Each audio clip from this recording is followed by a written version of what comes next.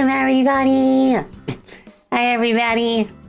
Oh my gosh, it feels good to be back. Oh my goodness. Yeah, we have new windows now. It's all set, good to go. 25 months of facts. Stacy 56 on the chair. Oz, thank you for 25 months.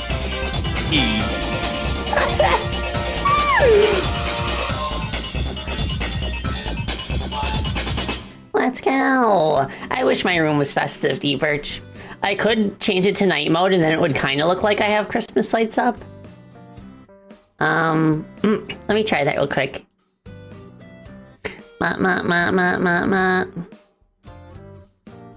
Like this. Ah, you see there. Now I have at least, I have string lights up. That's kind of festive, isn't it? Oh my goodness, so... Hope everybody has been doing well this past week. Welcome, welcome. I am Spacey Bothotelli. I'm a Gadgeteer Bat and a game developer, and today we are continuing the Kirby chronology with Kirby 64, which there was kind of a meme when it came out on Nintendo Switch Online because the SRB gave it a new rating. They changed the rating for it to T, for blood and violence, and that's all thanks to the final boss. So I figured I'd play around with that with a thumbnail. Oh my goodness. Gosh, there's so much happening this month. Oh, my head's spinning. Like I've said this before, but I have like 3 separate projects in the works. And like, and next year looks to be a pretty stressful year, just in general, even outside of work. But can't let that stop me. I have way too many things that I want to do, too many dreams to fulfill. Can't stop me.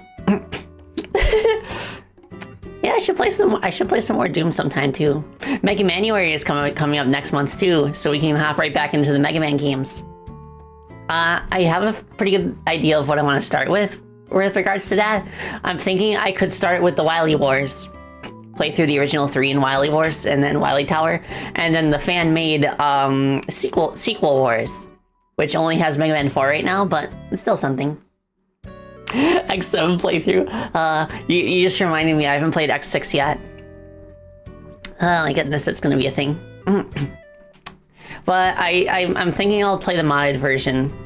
Like I've heard that makes it like pretty good. It kind of like polishes out a lot of the rough edges. And then I want to play through the Mega Man Zero series as well. It's so good. Oh my gosh. Yeah.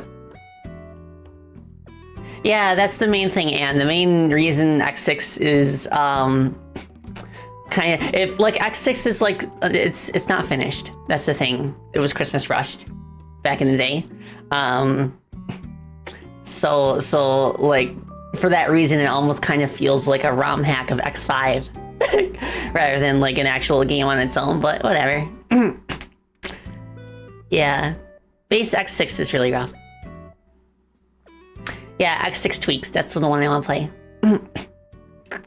Also, I haven't heard anything about when that one game is coming out. What was it called? RoboGal? I haven't heard anything about that one that's supposed to come out, but I'm really interested in playing that too. I really enjoyed what I played of it in Sage. Yeah, there is a tweaks mod for X7 as well. I think it's called Ends Edition. And that just does like a few like balance adjustments. Like it's still X7 even with that patch. Oh, also something else I want to play in Mega Man January. I should write this down before I forget it. Where's my to-do list? Hold on a second. Where'd it go? Okay, there we go. Okay, so I also want to, I want to play the X6 16-bit demake again, but with the Zero mod. Somebody is working on adding Axel and Zero as playable characters, and they look really fun. X16-bit, I want to do Zero first, because Zero looks like insanely good in it. And its edition is limited to PS2. Yeah, okay. I wonder if that, like, if there's a way to kind of address the load times with the PS2 version. Oh, right. Joker, you've been playing Anton Blast 100%. Let's go. Yeah, I'm glad to hear that Anton Blast is getting, like, patches in the future and updates. Because there were a few parts that, like, feel like they weren't done. Like the part with all the, like the room with all of the, Kickstarter backer characters. And, yeah, like there's a few levels that are just like really rough around the edges, and I hope they tweak some of the early bosses too. But you know, I enjoyed it for what it was. Like I do think Pizza Tower is like a more complete package. But then again, like this game just came out, so we'll see. Well, I like the vibe in Anton Blast, and like have any of y'all seen Anton Ball? I think Anton Ball was the actual debut of Anton as a character. Like, if you look at like the box art of that game, for example, you can see like how generic Anton looks compared to how he does now. Like, he got a huge glow up, and I think that's like a perfect example of how sometimes all you need to make a character design like stand out extremely well is to just like change how they're drawn. So like they took Anton as he was an Anton Ball, and they made his design like extremely sharp and to kind of be reminiscent of explosives and stuff. And then they gave him the big huge hammer too. Oh my gosh, perfect glow up. First time hearing about Anton Ball. I honestly didn't really hear about it. I didn't hear about it before I heard about Anton Blast either. It's just that I saw Summit Sphere occasionally will promote Anton Ball when it goes on sale. Anton Ball is the debut of Dynamite Anton. Yeah. I'm really glad that they went with like a sharper, like edgier design like for him while still keeping like the... Well, actually they kept the design the same. It's just they changed the way that he's drawn to make him look like 500 times angrier. It's so good. Like, absolute glow up. Oh my gosh. Like to see characters succeed. Oh, also, I was watching my friend Trip this morning play Elden Ring, and not gonna lie, I kind of tempted to try it too. It looked really fun. She was playing with a friend. So I have to imagine it was made a bit easier because the enemies have to they have to split their attention between two separate players rather than everybody just ganging up on the single player. So I don't know how much having a partner actually like affects the difficulty. I was just pleasantly surprised that it doesn't look as hard as I thought it would. I think a lot of the reason for that is that there's a lot of fodder enemies who just kind of like exist to get beat up for experience points. And like, I think that helps a lot. Yeah, they were both still like, they both still like died like a dozen times, but it wasn't as overblown as I thought it would be. She was talking about how she kind of had the same like concern when she first started, because she's played Dark Souls 2 before, and she said that she like hated that for like, for the reason that you just like die even to normal enemies very easily in that game. It is hard just that you're built different. Yeah, the other thing too is that I saw that my friend Yomi played it, and she had a blast with it. So yeah. Maybe I can wait. Maybe I can see if it's gonna be on sale soon and pick it up. Oh right, Monster Hunter 2. I told Trip that I'd be down for playing Monster Hunter with her. She seemed very excited about that prospect. Maybe we can like form like a hunting party, like me and Trip and Blake. I think also expressed interest. Also, my friend Mango wanted to hunt. So I'd be willing to give that another like shake and see how it feels when you hunt in a party instead of just doing it solo.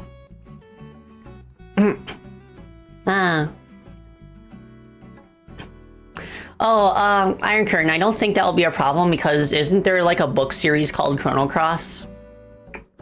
Like Chrono, you can't trademark the word Chrono because it is just like a normal word. It's kind of like how Doki Bird can still call her fans Dragoons because that's just a normal word. It's not trademarked. Oh yeah. I was referring to Monster Hunter World. Yeah, it's kind of interesting because like I was inquiring about Monster Hunter Rise and how that feels in comparison. I've heard it described as like a more arcadey, like more arcadey in nature compared to Monster Hunter World. So like generally people who don't like World end up liking Rise. Yes, exactly, Apps. A Dragoon is a normal word. It was a horseman with a flintlock pistol in Renaissance times. So contrary to popular belief, Square Enix does not have a trademark on the word Dragoon. Dragoon just happens to be a character class in the Final Fantasy series. Oh, you're playing Visions of Mana right now? Let's go! Yeah, that it seems like that game like really like gives a lot of opportunity for like player expression in terms of which vessels they can equip and which classes the character lineups are. Yeah, you done good work, Alex. Highlighting all these cool games. Okay, I'm gonna hop down so I can take sippy.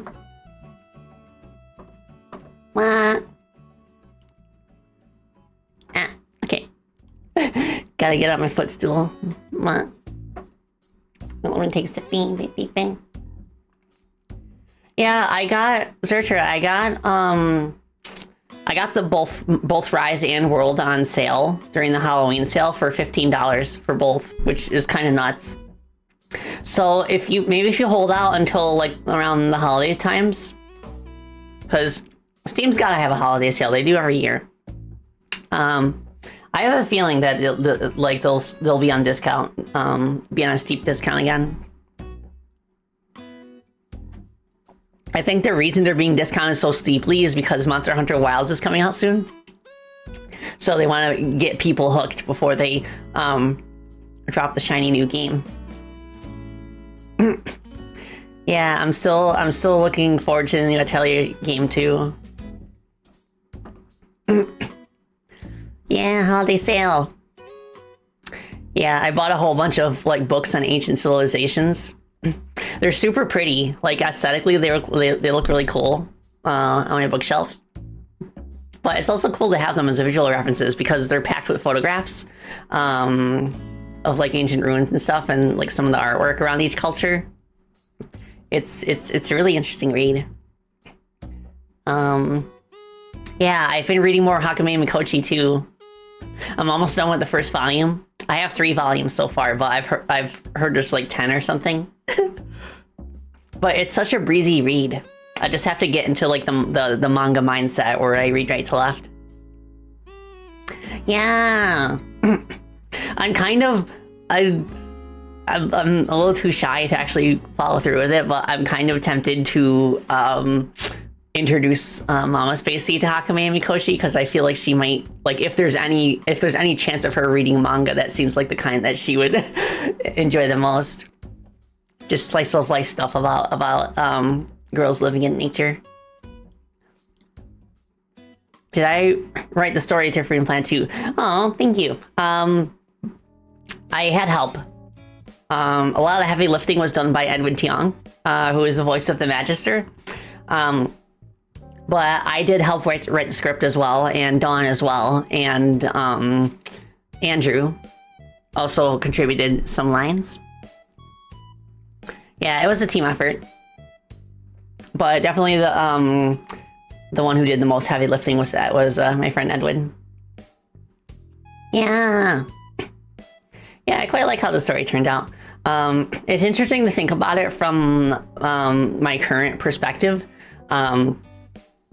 Like working on Chrono Gear and stuff, because like since Chrono Gear is a fan game about VTubers and most people in the Hololive community will play it for the characters, so by necessity it has to be a character-centric plot. There's not really a lot of room for world building. And it's kind of interesting working with that kind of story when I'm used to writing lore heavy stories in games.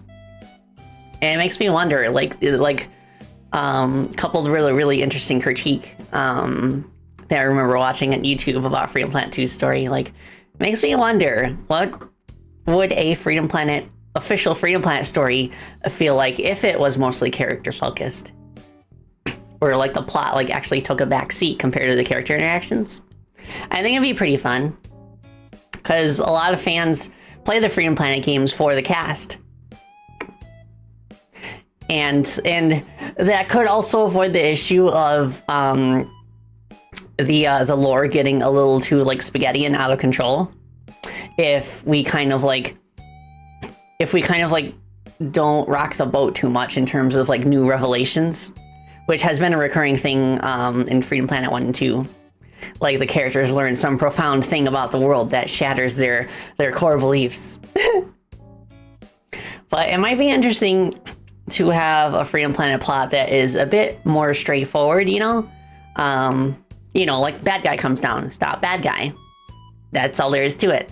But the main obstacle in stopping bad guy is inner conflict between characters who should be working together. That sort of thing. Or like character who was once good guy becomes antagonist. Or like some shiny resource pops up and everybody is fighting over it for various reasons. Which that's generally a common premise in like fighting games, for example, where the main character can be literally anybody in like a cast of like 20 or 30 characters.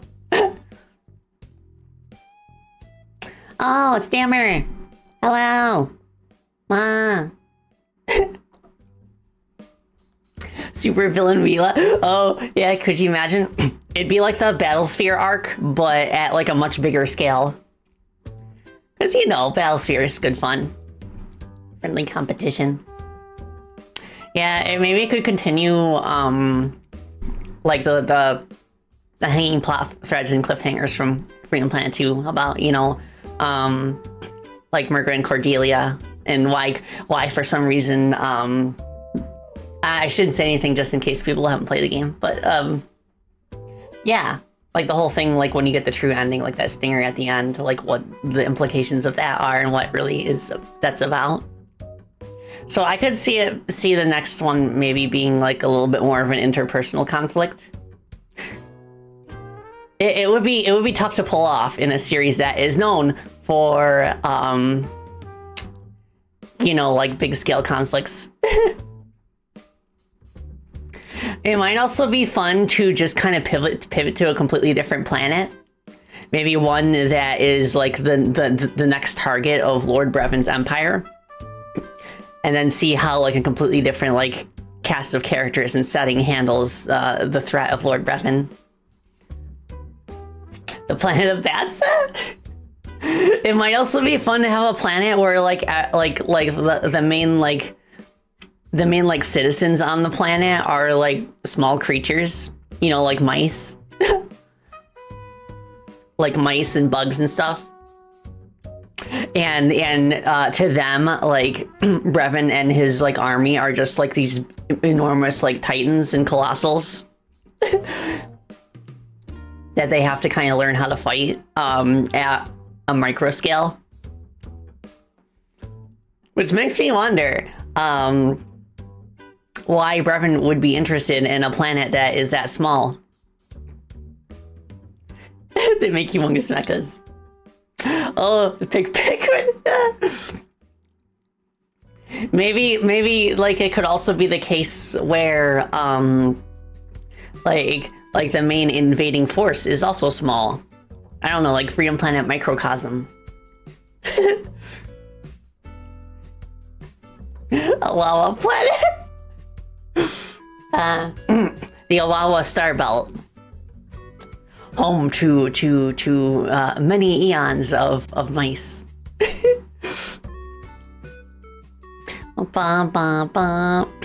Yeah, it was a challenge to work Carol's story in a way where like that's why we chose the cast that we did, because for the most part, for most of the story, they stick together. So it isn't really a big deal to shift perspective in that context. It's when you have a character that spends a significant chunk of the story away from the main group that it starts to complicate things, because then you have to make bespoke cutscenes just for them. Yeah. I mean, to be fair, Carol still goes through the same levels. There's just like a slightly different context to them than there is to the other characters. I also think I think maybe we had one too many antagonists in Freedom Planet 2. Like maybe we could have dialed it back by like 1 or 2 characters on the bad guy side. But it's all good. It's all stuff that we can keep in mind for next time, even if it isn't necessarily a Freedom Planet game, because I'm still kind of burned out on the series. Like I don't even know how I'm going to pick up where we left off. And I have ideas for other things that I want to do after Chrono Gear. So I don't know what the future holds for Freedom Planet yet. It could be that we kind of like, it could be that I find somebody to kind of like act as the producer for the next game and have it be like a spin-off or something. See what it feels like when somebody else takes the reins for once. That might be cool. Or we could work in like a different medium. Maybe we could work on like a visual novel or something. I don't know. Oh, right. Lancelot. Sega Hardlight's a good example. Yeah. Yeah, it's all stuff to think about. Cause I just find it personally like more like I feel more like personally more enthusiastic about like pursuing fresh new ideas, at least right now. Like I don't want to keep like doing the same thing for the rest of my life, you know.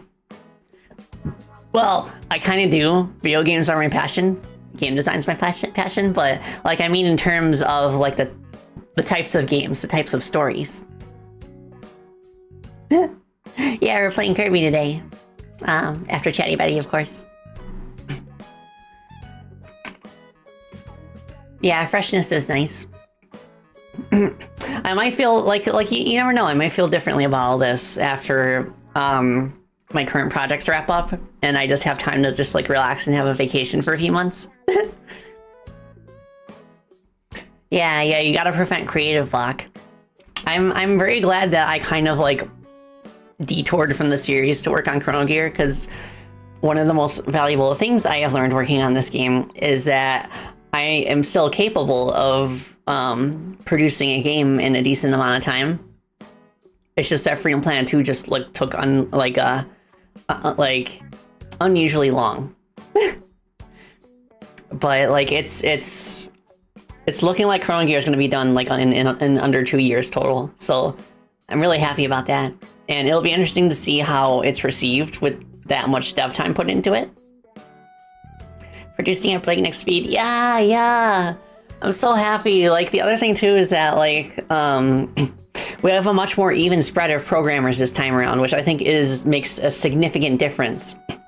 Like we have a programmer right now that is exclusively working on input stuff, which is something that in the Freedom Planet 2 days, I would have had to like drop everything I was working on and kind of like collaborate with the coding team on something like that for like a couple weeks. But we just have a separate person who is just focusing on that while we continue to do other things. It's so cool. And we also have another programmer working on what was the one thing he was working on? I can't remember. Oh, right. He's working on multiple language support, like translating to other languages. So it's so nice. I've learned a lot about like efficient team composition and how to like avoid bottlenecks in that regard. How many languages? At the very least, I think on launch we're just going to have English and Japanese, but other languages would be a possibility. like with the hopefully with the framework that we have. Godot also has like some really nice like tools out of the box for like translating text. Like it's just something that's like baked into text labels in Godot, which is a very nice thing that I'm happy for. Oh, NASCAR, hello. What? I saw you join the Discord a few days ago. Welcome, welcome. Oh, right. That reminds me. I want to play Aero GPX soon. I heard that's really good. It is in early access still. But I dig the vibes. I dig what I'm seeing so far. Like I like the comic book like aesthetic and the menus and stuff. Yeah, it'd be nice. It'd be nice to pick that up. Did I play the original demo for that? I can't remember. I think I did. It was like during Sage, wasn't it?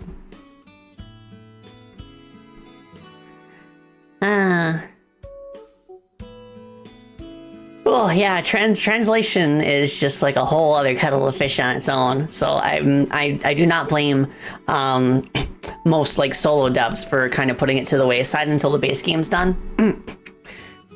Thankfully, we have enough help that we can consider that. Oh, Twin Opinion, hello. You're coding stuff in a game maker, right? Meow. Nice. Yeah. I can't wait until I can do like fully fledged dev streams again. It's just that we've reached the point in Chrono Gear's development where we got to be careful because there's late game stuff that we don't want to spoil. But maybe I can figure out like a format within the next few months to where I could like safely do bug fixing stuff without having to worry about that sort of thing. But at the very least, I could maybe do like behind the scenes dev streams after the game is out, where I can kind of go over like how I did different certain things and stuff. I think it'd be pretty cool. I also would be open to like streams where where I kind of like get interviewed. Bubbles. I think it's the mailman. Let me double check.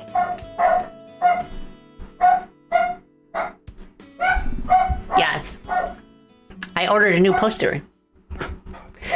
Because like in my office, I have posters hung up of all the box art of all the games that I've worked on. I don't have one in Freedom Planet 2, so I've decided to rectify that. So I'll have a Freedom Planet 2 poster, and then once Chrono Gear is out, I'll get myself a Chrono Gear poster. Yeah, barking at the mailman, classic doggle move.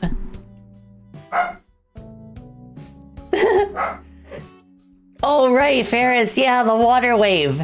I'm so glad that did numbers. Like, I'm honestly kind of looking back on it, I'm kind of surprised that I figured out how to do that only with particle emitters. But it feels so nice.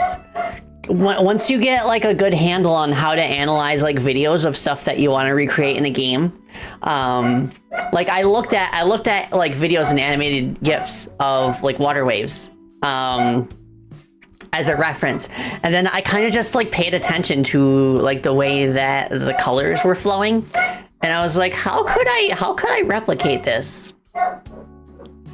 It's just kind of like a sixth sense that you get after a certain point when you work in animation. Paige! No. Particle emitters are how you do almost all your effects. Yeah, it's also very good if you could do like static sprites, but not like animated ones. If animated ones take a little bit longer. That's something I've noticed too, like ever since I got more comfortable with particle emitters, I've been using them a lot more in this project than in Freedom Planet 2. In Freedom Planet 2, I only really learned how to use particle systems effectively, like near the end of development, so the Freedom Planet 2 only used them in like a handful of places. But now, I can't get enough of them, oh my goodness. Oh, yes, Alex, thank you. I am going to pin that. Yes. So, big news that came since I last streamed. Paige, come. Paige, come.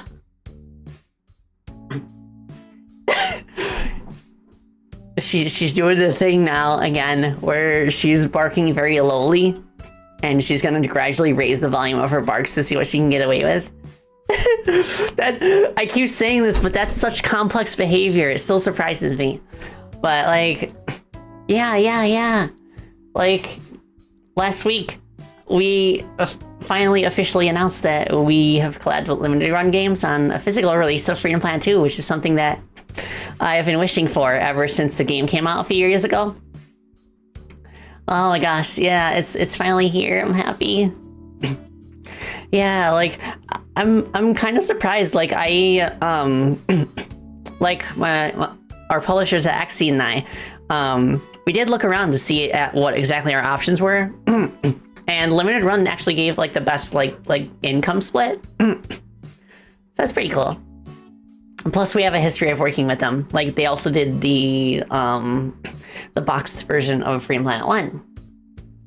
Like my action, like I think like my number one dream scenario, like way back when we were still working on Freedom Planet 2, was that we could have like a Freedom Planet 1 and 2 double pack that has like 2 CDs in it or 2 Switch cartridges. That would be really cool. So that way, people who missed out on the limited run release of Freedom Planet 1 would have another chance to get a copy, but sadly it didn't work out that way. But we'll get him next time. We'll get him next time. Ah! Oh, you still have your old physical Freedom Planet 1 on your bookshelf? Let's go. Yeah, I still have like the few remaining copies that I have. One of them's on my shelf as well. I have a shelf with like Switch games on it. Yeah, I wish there were other options for like smaller indies like us to have like a more like permanent physical distribution. But it feels like our only options really are timed exclusives, which is a shame. But maybe someday we'll get to the point where we can offer like a more like regular like solution for people who want physical copies. Yeah, I guess another contributing factor is that it's so hard to get the word out that our games even exist. So by the time people find out about it, they're like, "Oh, I missed my chance." Paige, you stop.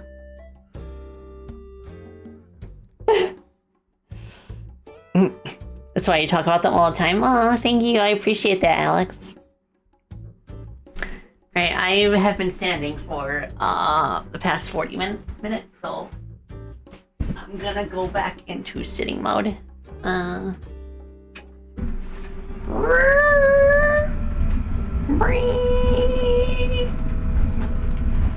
then maybe we can hop right into Kirby. At this point, Chrono Gear is the best chance that Freedom Planet 2 has at even getting the word out that the letters. I know, right? Right? Like, whenever we finish our like I'd call it like maybe like a pre-launch trailer, like I guess like our first like official big trailer. Like whenever we finish that, I'm totally gonna put like as part of like the stinger text, like from the producer of the Freedom Planet series, and then most people will be like, "Oh, what's Freedom Planet? What's this about?" Strategy.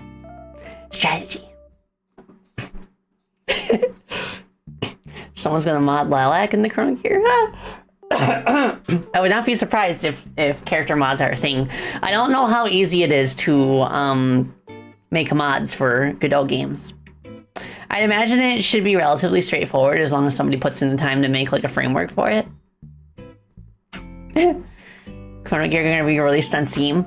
I need to inquire about that. I do see Hololive fan games on Steam, but the vast majority of them are under the Holo Indie program. So I'm not 100% sure how that's supposed to work. But there are some games out there that are not under Holo Indie, so that's something that I might need to like ask about. Oh, hello Palladium. Happy hour. Oh, right. Mega Man X anniversary. Let's go. I remember now.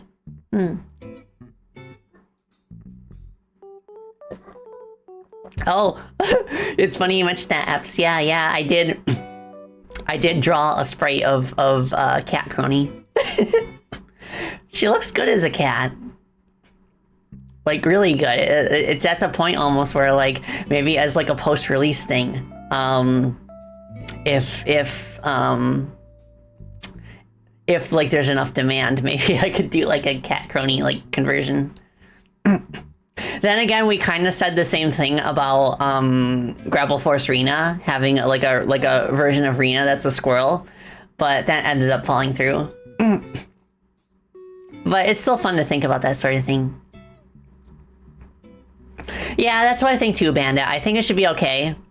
I think all I really need to do is just like shoot, like cover an email and be like, hey, is it okay if we are on Steam? Yeah, should be no biggie.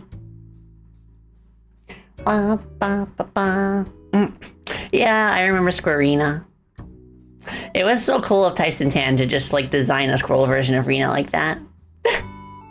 It's really cute to me how like with Tyson Tan, like he will jump at the chance to turn any like human character into an animal character.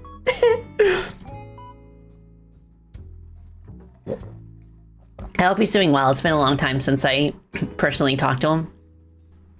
He's posted images and stuff on Blue Sky before, but like he hasn't used it in a while. But I'm excited to see what he does with his what is it, like a comic or a visual novel or something? Looks pretty cool. Oh my goodness.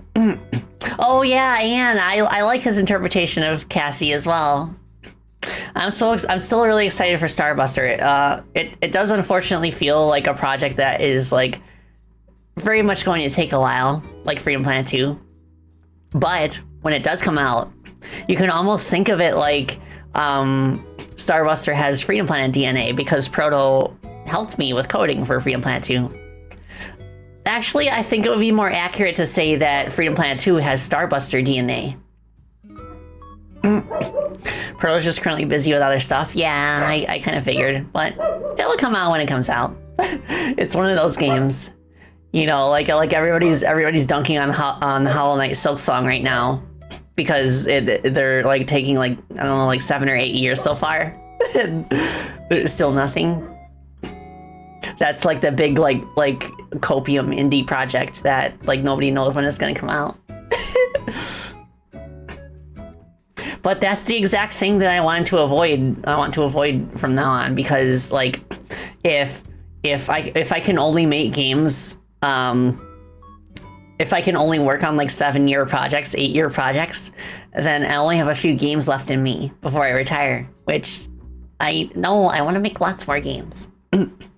So I am grateful to be in a position where I can like bring together so many talented people to help me bring our ideas to life. Silksong's becoming the new Duke Nukem Forever. It's gonna be a while before it topples Duke Nukem Forever though, because Duke Nukem Forever wasn't it in development for like something like 15 years or something? And like during that time, like there were multiple times when the project like was completely scrapped and they started over from the beginning, which it kind of makes me sad because I've seen like what people have leaked of like the earlier versions of Duke Nukem Forever, and it looked like it had like so much more like style and personality compared to what actually finally came out. It came out like what we actually got was just like a Frankenstein's monster of like different like bits and pieces of video game technology. 15 years and 3 console generations. Oh, that's nuts. If it was like a solo dev working on something in that time, I would be more sympathetic. Like I'm sympathetic to Mega Man X Corrupted. Because that has that taken longer than Duke Nukem Forever at this point?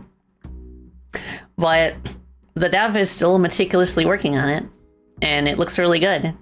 And it like the overall like style and like philosophy of game design in Corrupted has not really changed in a while. So So yeah, it's not. I think they only really had to rebuild the game from scratch once during that time, and it was because Flash died.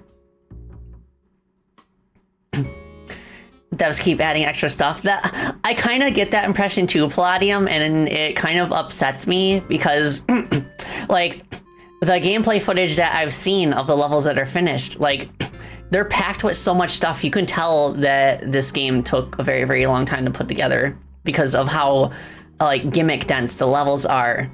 It's at the point, honestly, where you could literally split the levels in half in terms of assets, and you could get like 2 entire Mega Man Metroidvanias out of what's there already. So I really hope they're gonna like lock down and actually finish it, because doesn't he have like a spreadsheet of things that they have left to do as well, and like all that's left is like the end game areas, but they also keep going back and like fiddling with things that are in the the levels themselves. Yeah, at this point they're adding padding, which is usually not good. Yeah, that's the thing, like even when, as I'm making Chrono Gear, which is like intentionally like going to be like a short-term like project, even then it's kind of like, even though this project's very short, it's difficult to resist the urge to make levels that are like 10-15 minutes in length, and packed with like a lot of content. Like when I was playing some of the later levels that we finished in Chrono Gear and comparing them to like the very first levels that we made, and you can definitely like feel a difference in like content density. But it's not too bad right now. It's not too bad. So, and actually like having that comparison between the early game levels and the end game levels is kind of putting into perspective, like there comes a point where like what I add to a level, it will be enough. And that's going to be vital as we approach the end game. Like we only have like I think in total the game has something like 35 levels, and we only have like 5 or 6 left. So we don't really want to go too crazy on the gimmicks, because we don't want, like, you don't want your end game to drag out too much. Like once the player reaches the point where it feels like it's end game, you generally want the levels to be like pretty straightforward, except for maybe like one that can be like a bit more labyrinthian to act as a final exam of sorts. So I will keep in mind, I'll make sure that I'm not spending too much time coming up with like new gimmicks or mechanics in the end game. Because you know, like end game is supposed to be like a final exam where you're kind of like asking the player to remember everything they've learned. So that is a reason more than ever to start like recycling like assets from previous levels. Very valuable time saver. Yeah, Zercher. That kind of kills me. Like X8 16-bit is absolutely amazing, and it doesn't overstay its welcome. It's just like a very straightforward game where you play a 16-bit version of X8 as X.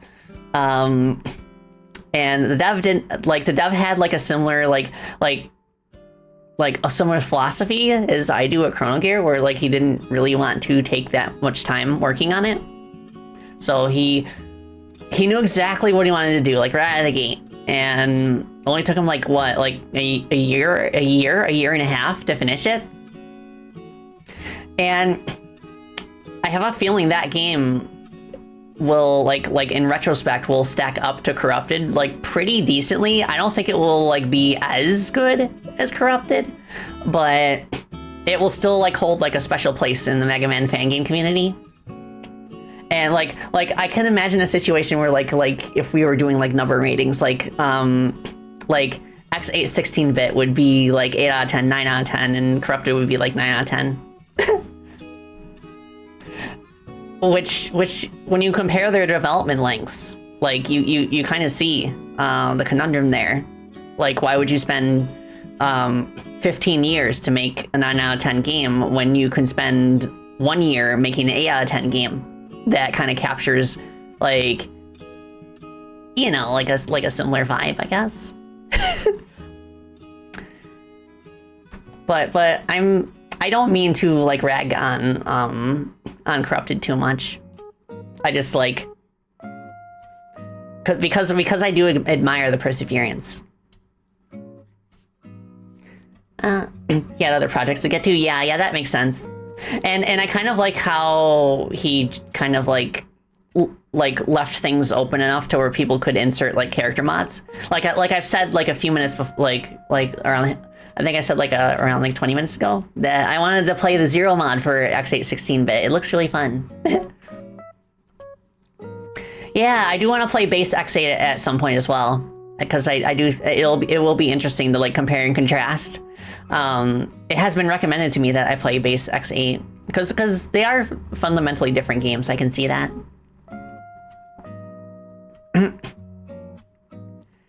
Oh, that's cool, Platinum.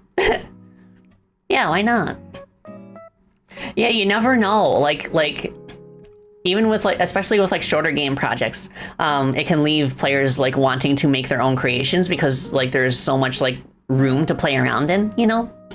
I feel like that's like intrinsically disincentivized with games that already have like a massive amount of content. Like it's a bit more intimidating to mod games of that scale. You look at like Sonic games, for example. Like Sonic games are relatively straightforward and can be beaten in a few hours. But because of their straightforwardness, I feel like that makes them more inviting to make custom like levels and stuff for. Yeah, I appreciate that X8 16-bit only has X as a playable character in the base game, because like as I've learned working on Chrono Gear, when you have to build level design to accommodate multiple characters with different playstyles, that's like a whole other layer of complexity that you have to account for. And I think I do feel like that was one of the contributing factors as to why Freedom Planet 2 took so long to make. Because all the 4 main girls have such diverse movesets, and we have to make sure that the challenge feels balanced and fair for all 4 of them, no matter what the level is. And I think we did a fantastic job, but it's just another like layer of complexity that adds to a game's development time. Another example I can think of, skill trees. Lots of games use skill trees to very good effect. And when I was first starting on Chrono Gear, I had briefly considered adding like a skill tree to where like as you collect golden gears, they act as skill points that you can put into like unlocking new moves. I think in certain games that actually is a really good idea, especially ones with more advanced movesets, because it kind of eases the player into like learning new moves as the game goes on. Another cool example of that, that like it's not a skill tree, but it's kind of the same spirit. Banjo-Kazooie. Like when you start Banjo-Kazooie, all you can do is jump. But in that starting area, you have to go through all these like these like mini gauntlets in order to like actually unlock the moves that you use. And even then, there's still more moves that you can unlock as you go through Gruntilda's castle. That's a really good way of like easing players into a complex moveset. And I do feel like with some games, skill trees can like serve that very well. But I felt like I learned pretty quickly that like if I tried to do that for Chrono Gear, it would add like enough complexity that I wouldn't be able to finish the game in the time frame that I wanted to, because I'd have to build the levels to account for the player missing certain moves, which it would have been like a lot to figure out.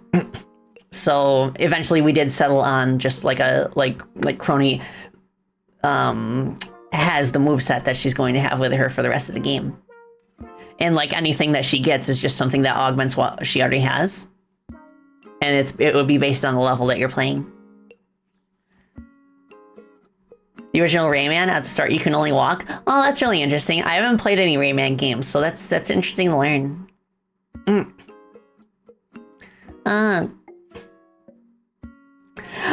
Elfie. Yeah, I feel that. There was a time where I was working on like so many projects at once and none of them got finished. So I like to think that like in terms of like having multiple ideas for projects, I'd like to think that like eventually you kind of get a sense for which one is the most important, and then that one ends up being the focus, and then like the other projects like end up going like on the back burner until you finish the main one. And then after you finish that one project, you can bring that experience into your next one. And like, that's why I'm kind of glad that I held off on working on like a 3D racing game for now, because now after I finish Chrono Gear, I can take all of that experience that I've learned using Godot into the racing project. And there's still going to be a lot that I have to learn, though. I'm going to have to learn, computer AI for like, because you have to have computer opponents, and then I have to learn how to implement multiplayer. I have to learn how to implement netcode. Oh, it's going to be a whole kettle of fish, but I'm pretty confident I can find people who are more experienced with that sort of thing. Oh, so okay. Suki says an easy way around making levels for multiple characters would be to make a character with all the others' abilities and use that as the baseline. I feel that. That's a good idea. Yeah, like I expect most people who play Freedom Planet either game to pick Lilac first. And the levels are definitely more catered to her playstyle than the other characters. Because she's just like a very balanced character, and she has a very like easy to learn moveset. And then like after the level is built around her moveset, then we kind of test it with the other characters and see if there's any like problem spots, and then we adjust those specific parts of the level to accommodate those characters. Rayman Redemption, I've not heard of that. Yeah, there's so many series that I need to play and catch up on. Yeah, Ferris, that too. That's a good mindset. Once you do have a finished product, you'll have something to remind yourself that you can finish what you start. Yeah, exactly. Yeah, I think that's a valuable thing to keep in mind, Alfie, is just as long as you avoid overlap between projects, then you should be good as gravy. Oh, Dark Moon, you did Nira first? Yeah, I that's understandable, because Nira is like the new character, and I could see like people just like being curious and picking her first. Ah! Ambi! Your cat ate pizza when you weren't looking. No! Bad kitty. You're supposed to eat unhealthy things. Samurai Pizza Cat!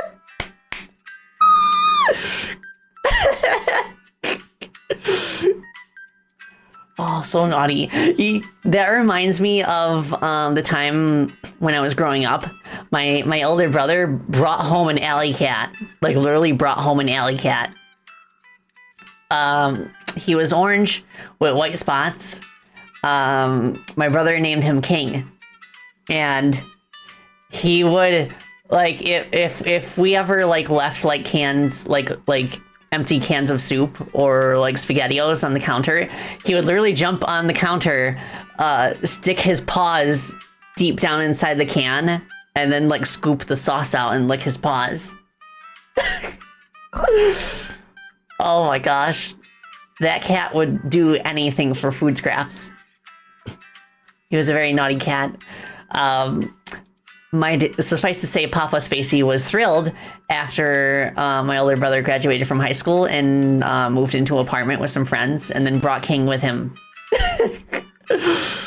Oh my gosh, I don't think Papa Spacey has been more angry at an animal than he was at King. He was such a naughty kitty.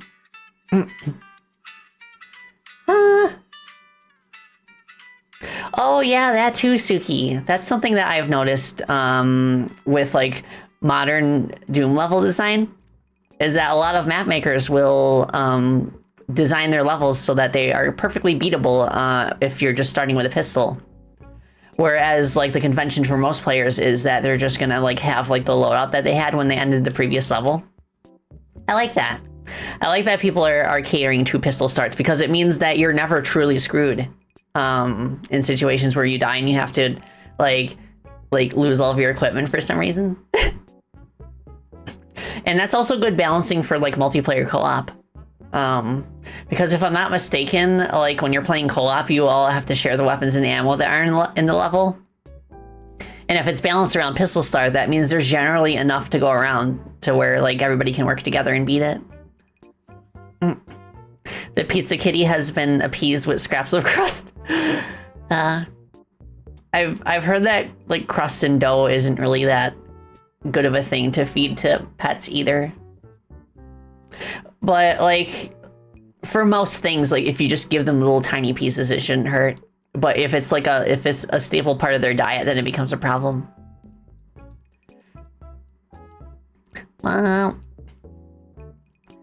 Oh, really, Suki? Items respawn in co-op? I've never played Doom co-op before, but I really want to. I remember your offer at Strive to play classic Doom co-op sometime. I just need to figure out like the what program we should play under. I mean, we could play the Steam version of Doom, but there's also Doom source ports that are like catered around networking. I've heard Xandronum is a good one. Dogs want bread, but you shouldn't give it to them. Yes, exactly. If a dog asks for bread, there are healthier alternatives. One of my favorites in terms of a snack that I give Sammy and Paige is unbuttered, unsalted popcorn. We just like whenever we make popcorn in the air fryer or the air popper, I'll scoop up a separate like smaller bowl for the puppies. And without butter or salt or anything like that, it's actually a very healthy snack for them. Another healthy snack that I like feeding the puppos is carrots. Carrots are very good for them. Blueberries are also good. Yeah, you don't want to feed your dogs bread. No. Oh, I want popcorn now. Popcorn. Yeah, that's a cute way of putting it, Ambi. Popcorn. Oh, nah, popcorn isn't good for dogs if it has butter or salt on it. If you make sure not to add like anything to it, if you just like pop it in an air popper, then it's fine. It's just that their tummies do not like handle like butter and salt well in large quantities. And Sammy and Paige, they know that like popcorn is like the snack that we give them, because like they're pretty good about not begging when we're eating, but they will beg like crazy whenever we make popcorn. And it's kind of a shame in cases where we forget to set aside an unsalted, unbuttered bowl for them, because then we're like, no, we can't give you any because it has butter and salt on it. Cover them in nacho cheese. Well, popcorn with chocolate is really good. I like having like bits of dark chocolate like along with my popcorn. Like this, like the sweetness goes with the saltiness so well. If you drop it, then it's dibs. Yeah. Butterscotch popcorn. Oh, I haven't tried that before. It sounds good.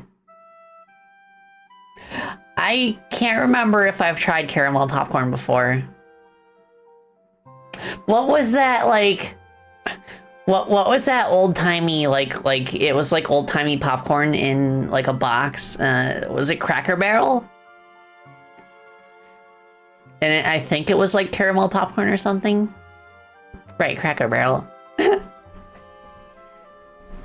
Well, I've had that a few times. I wasn't crazy about it because I was a kid at the time. And I was like, ew, something new. I'm not used to this. Yuck. Right, Cracker Jacks. I wonder what that would taste like nowadays. Right, Cracker Jacks. That's what it was. Oh my goodness. This is fun. I like just chatting.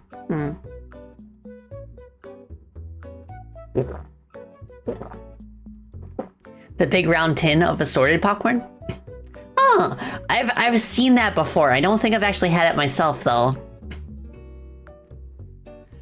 Oh my gosh, speaking of popcorn, who's excited for the Sonic movie? Sonic movie 3. You gonna go? You gonna go see it? Oh my gosh, I'm so hyped. Like, I don't know if I'll be able to go on opening weekend because I wanna take Mama Spacey, but she works except on Wednesdays. She technically she doesn't work on Saturday or Sunday, but she's also babysitting usually when during those days. So I'll have to talk to her and see when she'd be available. I don't mind going by myself, but I just think like it's more fun to go with like at least one other person to the movies. Like I don't think I've ever gone to the movies solo by myself. It might be an interesting experience. Maybe I should just go for it if she's not if she's working over the weekend. Yeah, oh my gosh, I can't believe Sonic Adventure 2 is a major motion picture and Keanu Reeves is Shadow and Jim Carrey is back and he's like playing two Eggmans. Like literally every one of my wildest hopes for the third Sonic movie came true and I am living right now. Oh my gosh. Discord also has like a promotional like decoration you can add to your avatar with like Shadow. And it's part of a quest. Like if you have the Discord app, what you gotta do is go down to the Discover icon on the bottom left, and then there's like a panel for quests, and you'll see the Sonic 3 quest there. All you have to do is watch the trailer all the way through, and then boom, you get it like a little a little Shadow decoration. I'm upset that it only lasts 2 months, but whatever. Oh, hello, Ninja Master. Yeah, I'm so excited. I hope I get to see it in theaters. Let's go. Sonic fans, we are so winning this year. This year has been full of win. Oh, yeah, I saw that Palladium. The post on the social medias where Shadow just like stares at you and he's like, do not spoil the movie.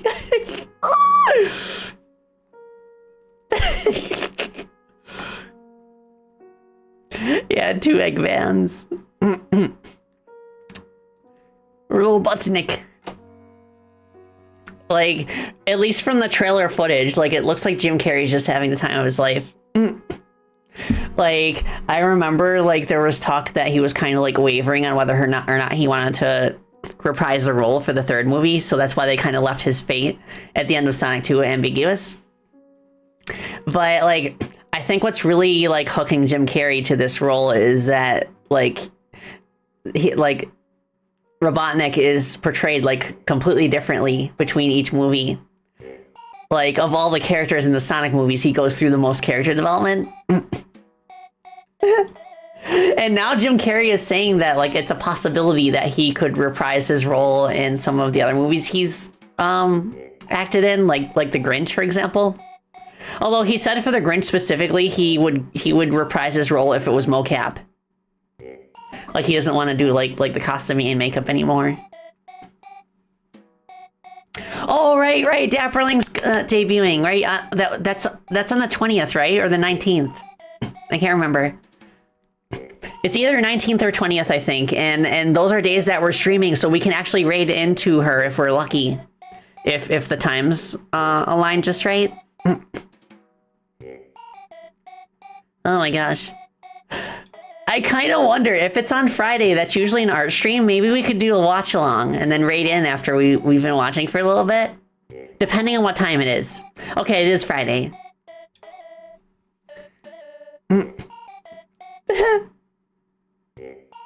You saw a picture that was like, please do not cheer when the little girl gets... Oh, right. I keep forgetting about Maria. I'm excited to see how they portray her. I think it'd be really cool if they portrayed her the way that she would be portrayed in like a Marvel movie, for example, where she's just like very like, she's got like a very like real sense of humor. Like if they portrayed her kind of like Ant-Man's daughter, I think that would be perfect. Where she's got kind of a bit of like edgy personality to her, but like she's still kind of she's still like a sweetheart. Just to make her feel like a bit more relatable. So I think that way like the impact of losing her would be like more like impactful. Okay, let's see. I think your stream starts later, possibly after mine ends. I'm gonna check Dapperling's account real quick. Let's see. All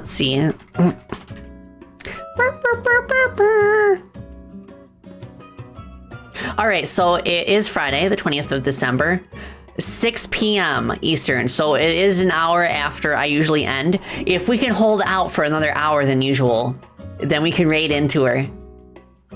Yeah, I'll do my best. Oh my goodness. Should we start Poyo? Yeah, we should start Poyo now. I'm just having so much fun chatting with y'all. Because it's been a while, so. Oh, hi Don. I have a feeling that maybe they're gonna like make Maria's death like a little bit more like accommodating for a teenage audience. But I'm getting really excited about like the early reviews coming in saying that it's the best of the Sonic movies so far. Oh, I'm so excited. What if Maria lives? That would be pretty cool. I mean, Gerald lives in this movie, so they have taken creative liberties in the past. Is this a record for Chatty Batty? I kind of feel like we went for like an hour and a half, 2 hours, maximum one time. Is it a new account? It's a new account. On Twitter, she goes by the account Dapperling. So for those who don't know who this Dapperling lady is, she is the voice actress of Lilac from Freedom Planet. So she's gonna be a VTuber, and I'm really excited. Oh my gosh. Okay, Poyo time. No more. I cannot get distracted. All right, let's see. All right, let's hop over to. Okay, I think we should be set. Get my controller, and let's hop over to the game screen. Bats. Okay. Let me just adjust my windows so I can still see chat.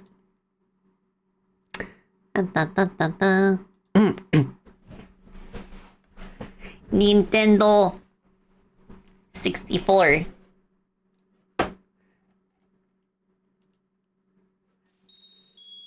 How's the volume compared to my voice?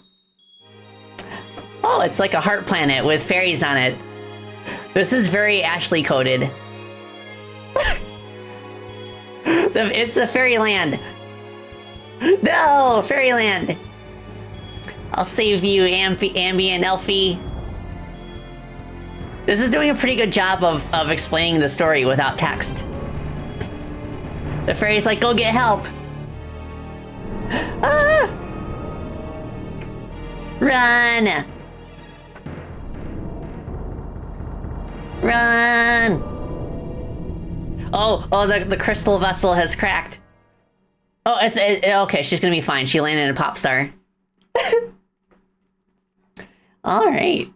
Fairies in chat, yeah. Oh, Kemia, hello.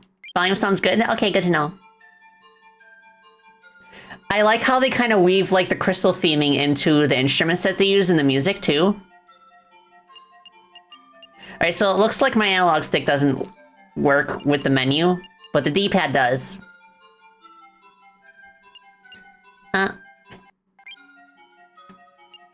Options. Minigames, enemy info, theater, settings. Display. Oh, I bet this changes the HUD style. I'll keep it on default. That's by design. This is a D-pad game? Okay. Okay. So let us get started. I'm playing on the OG N64 version. What? Oh. Press the wrong button. Do you know how to use Kirby's copy ability? Yep.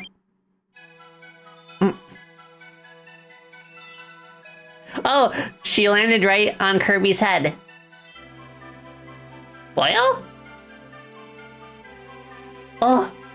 Where am I? Oh my gosh, my crystal vessel. Poyo! Poyo, Poyo! You'll help me? Thank you, Pink Puffball. Poyo! Oh! We have a big journey ahead of us. Poyo!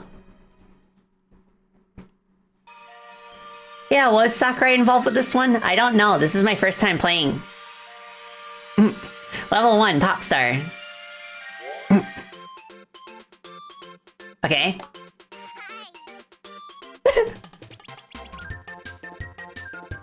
Oh, so this is where this version of the song came from. Is there anything over here? Yes! Let's go!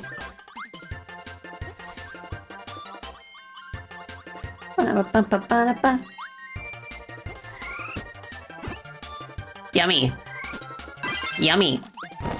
Fire. Ow, sorry. So I noticed that there's 2 item slots. I wonder how we get a second one.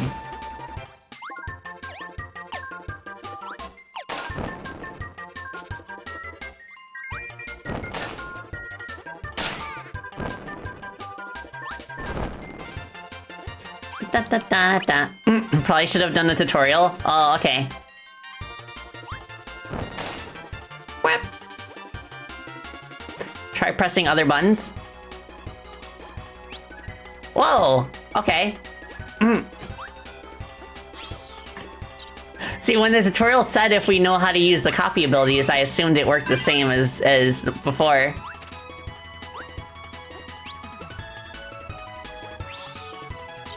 Okay, throw it at an enemy. Okay, let me try that again. Phew. Oh my gosh, did we just throw our face? Okay, how do I throw it forward instead of up?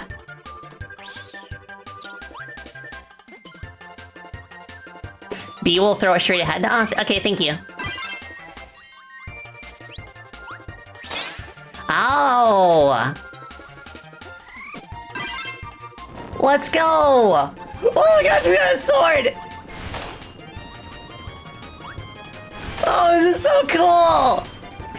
You know what this reminds me of, and it makes me so happy to say this? This reminds me of Gunstar Heroes. The way that you can combine, like, different elements to make new weapon combinations. Let's go! We got a two-handed sword, and we're playing as Kirby! We are the Dark Souls.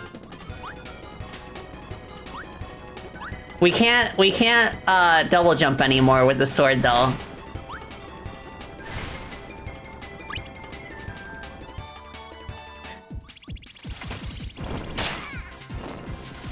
Taste my blade. So easy.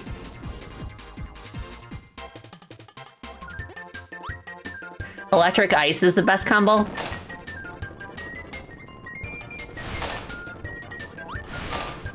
Can we combine 2 of the same element?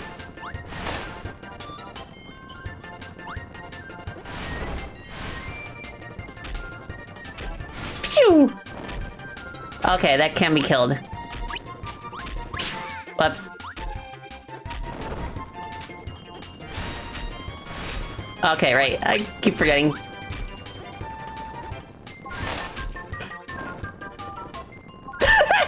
Look at how happy he is. He's like, look at my sword.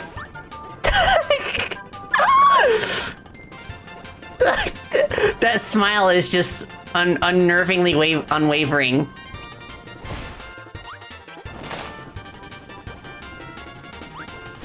No wonder the ESRB gave this a T rating for violence.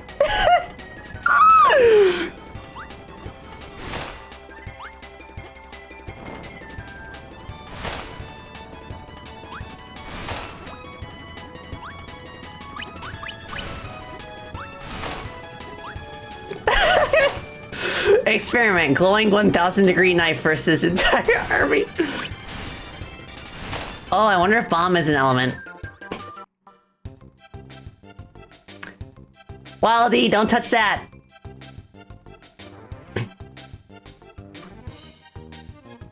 Ah!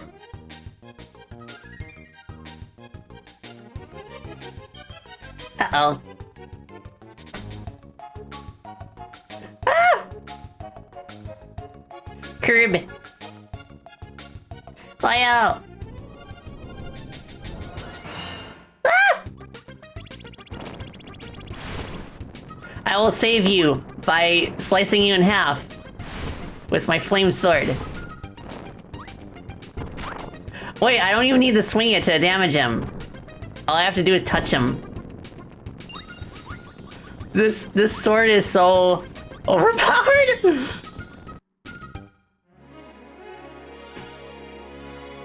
Let's go.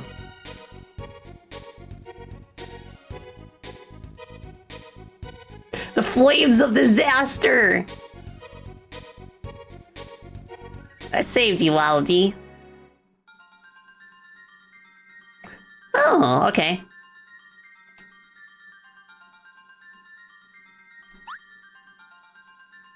Ah.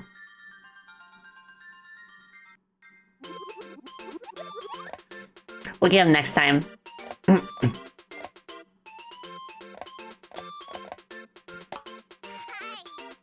Hi. Oh, we literally just keep our sword.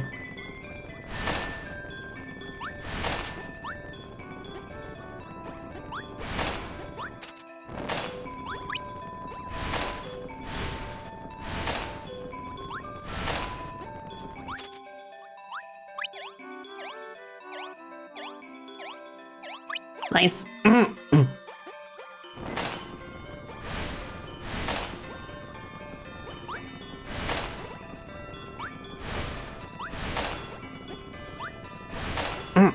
Oh, forgot to change the category? Oh, thank you. Hold on a second.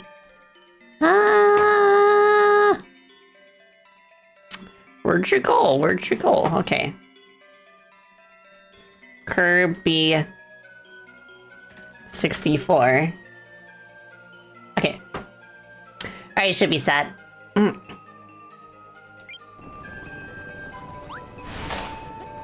Yeah, that's something I just noticed too, like the flat colors in the levels. Like, gives it like a nice artistic look.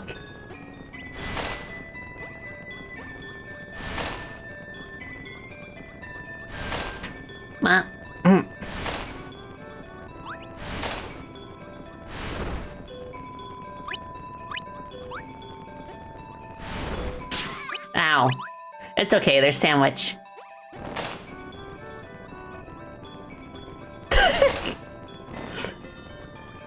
Yeah, the way it handles 2.5D also kind of reminds me of Klonoa a little bit.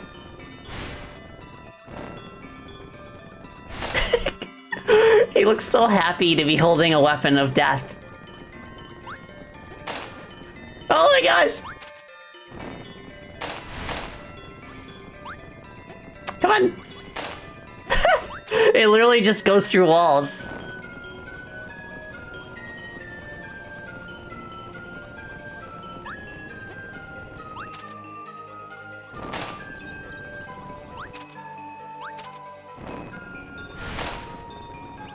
Goodbye.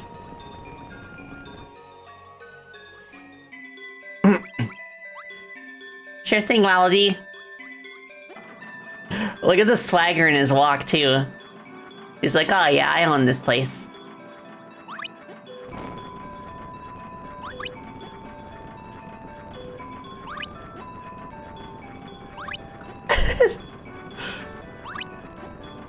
Let me see what you have. A knife! Kinda want these. Let's go!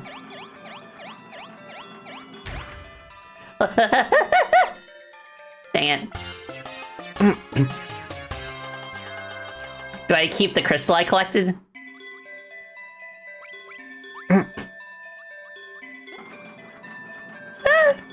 So I cannot grab onto ledges.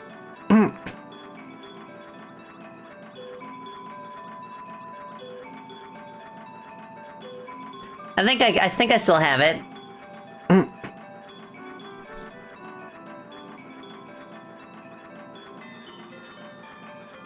Oh, so you can't fly forever in this game, yeah.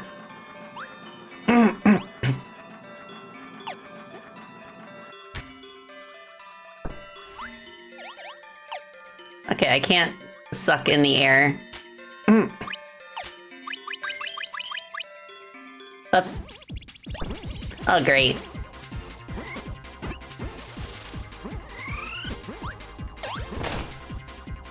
At least this does a lot of damage.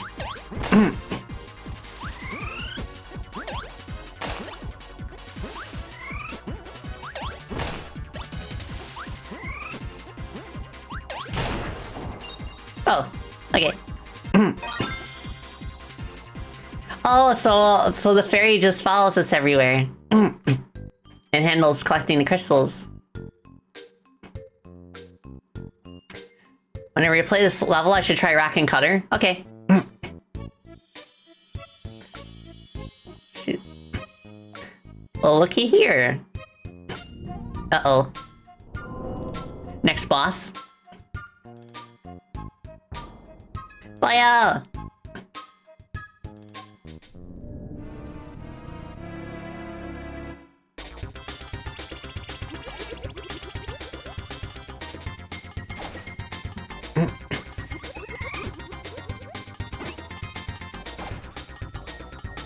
Man. No weapon.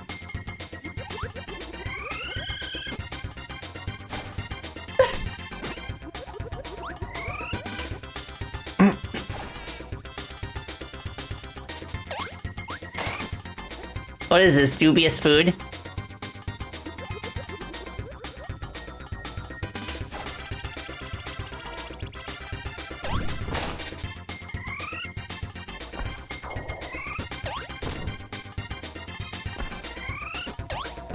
Goodbye.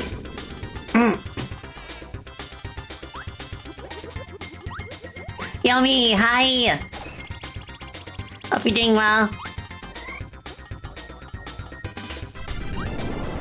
I want my sword.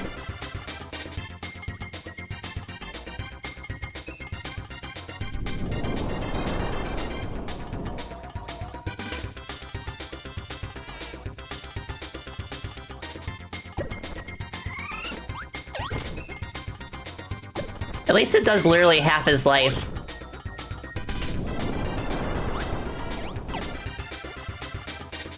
You're taking the day off to work on lots of things. Ah, I'm glad you could stop by. Feel free to chill and relax. Oh, okay. We defeated the boss just by touching them.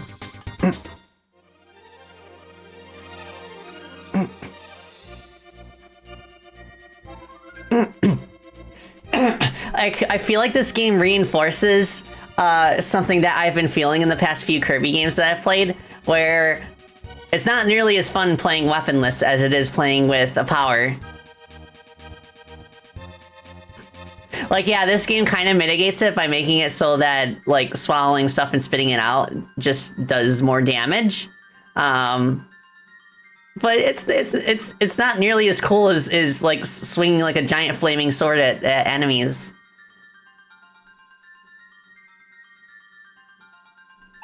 Come on, let's go. I was told to go for the card.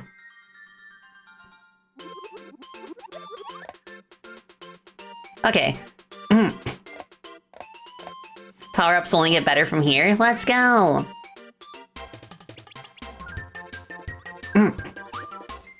And yeah, like it's kind of like a. I think what also kind of bothers me is that it kind of produces a situation where it's like unstable equilibrium, where less experienced players are more likely to have to face challenges unarmed. And if you play good, you're rewarded by being able to hold on to very powerful like power combinations.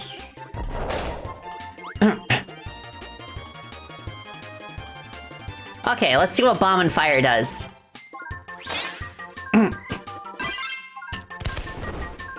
Oh.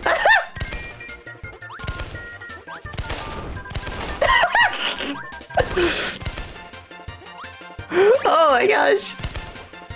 We literally blow ourselves up.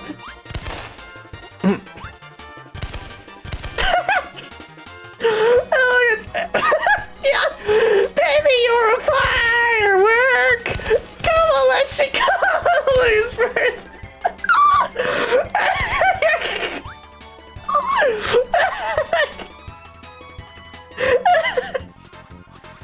Baby, you're a firework.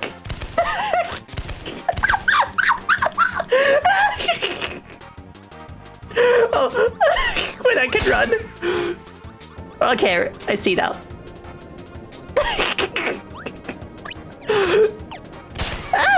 No, I don't want to lose my firework.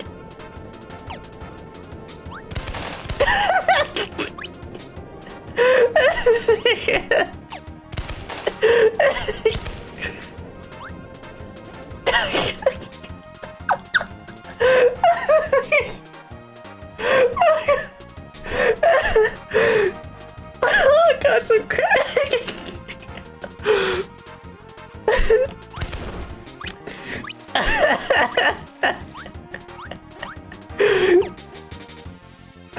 Baby, you're a firework.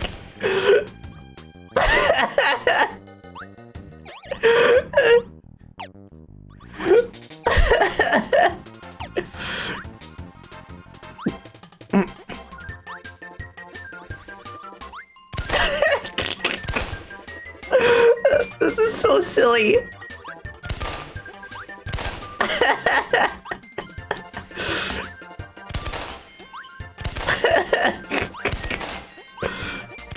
I want to see how quickly this melts the boss of this area. Oh, I want that. How do I get? Do I need to get the rock power up and then like slam it into the stone? Oh, cutter? Okay.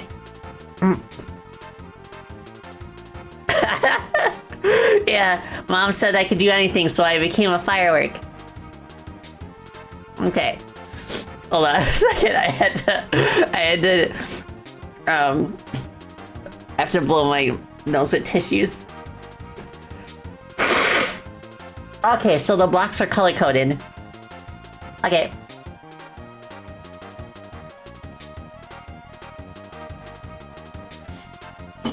Try ice and electric. Okay, I'll keep that in mind.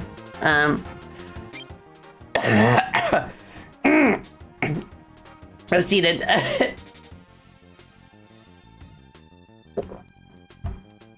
Oh my gosh. Okay. Oh, hello. You're all better? Thank you. Yeah, our artist friend is all better. Wait a second. I don't feel a difference between walking and running in terms of speed. Maybe it's just me. Okay, it's a little bit faster. Not by much though.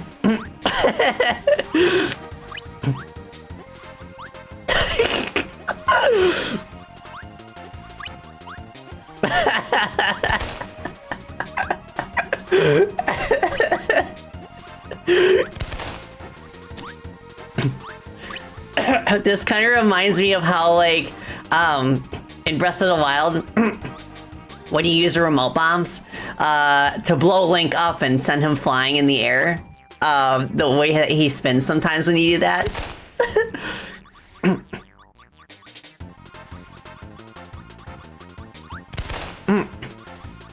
Let's see. Okay, so there's like a beam of light here. I wonder if that's the way up. Yes, it is.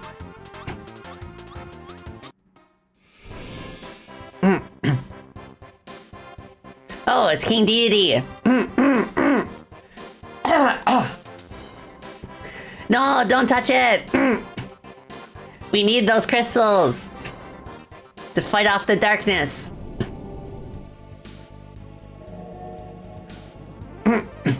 No! Play out. Okay.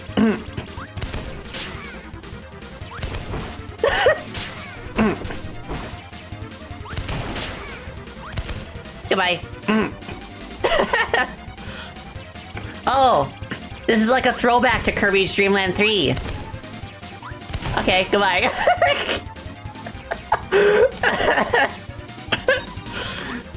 Okay. He's like, I couldn't believe I got possessed again. Yeah, get cooked, DDD.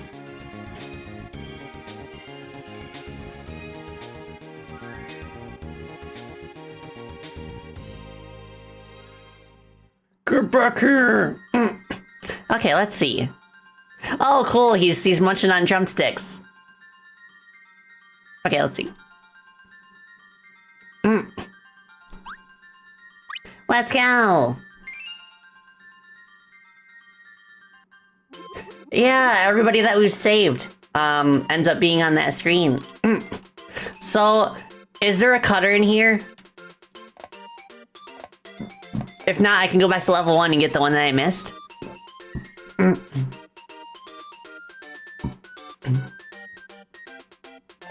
Okay, there's cutter in here. Okay.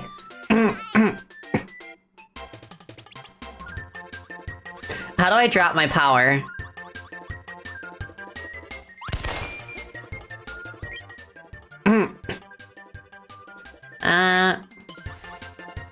There we go.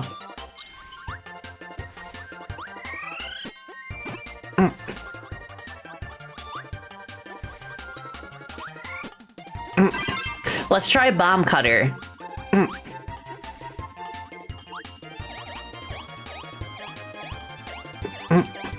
Oh, there they are.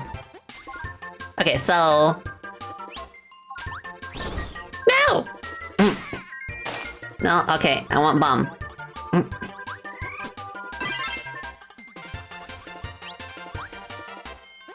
Okay, no. No!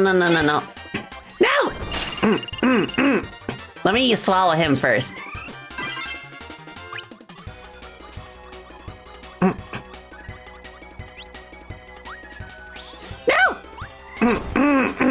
Okay, let's try again.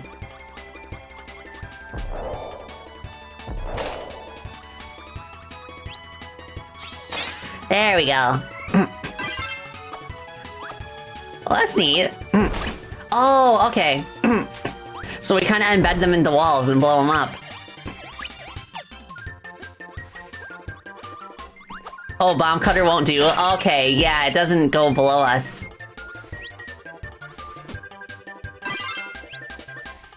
Yeah, it doesn't hit down.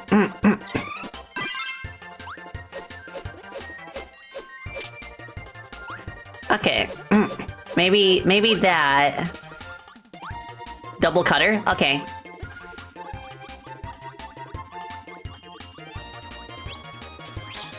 Dang it. There we go. Cutter. Oh, I see. So, generally, like, the double elements are just, like, bigger, more exaggerated versions of the original.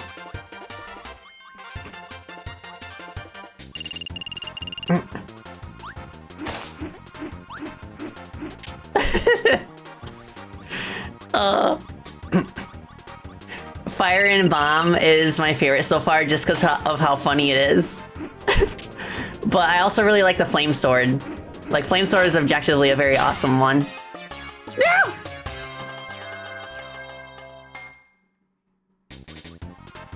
Rats. Can I backtrack? Okay, so I can just go back in and then, throw this at him. There we go. Ow.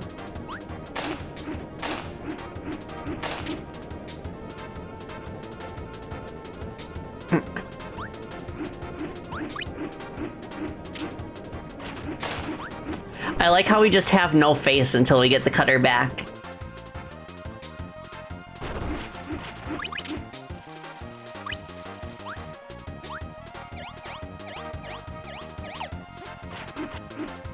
Okay, I guess those are indestructible. Okay, I can press that a lot faster than I have been.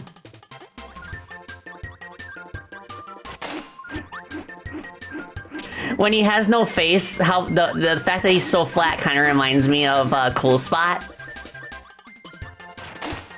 I wonder what Cutter Parasol is like, if Parasol is an element we could get.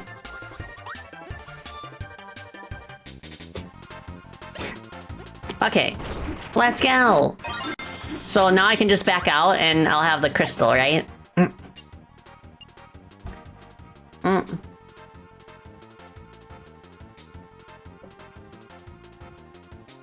Think so? Okay. Yeah! So now there's one that we're missing here.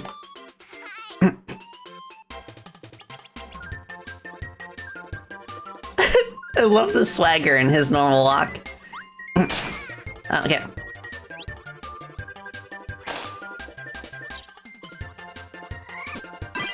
Spike? Really? No! I want to try Spike Cutter.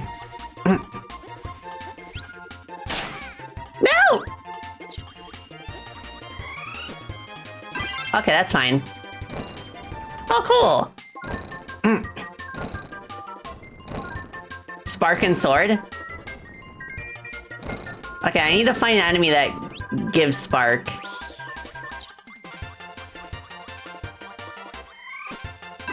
I'm still curious about Spike Cutter.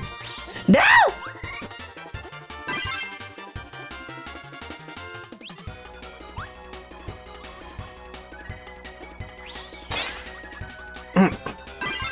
Okay, what's this? Oh my gosh! Whoa! Kirby is feeling kinda eldritch right now.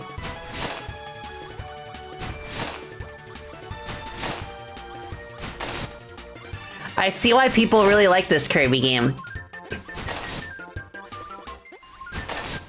Rated T for violence. Go bear. What a first impression. Yummy, yummy. Okay. Goodbye.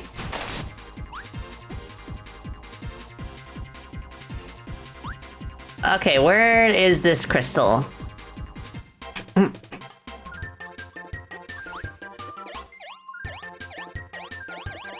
Nothing.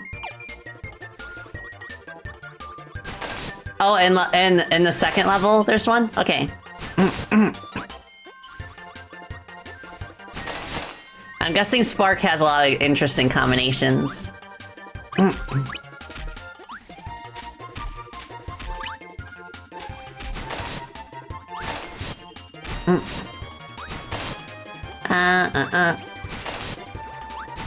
I wonder what Bomb Spike does.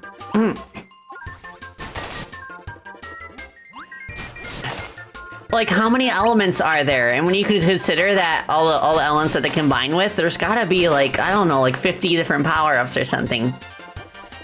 Oh, I bet I need Bomb for this. Okay.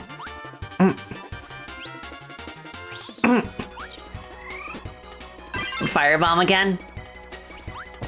Okay. No!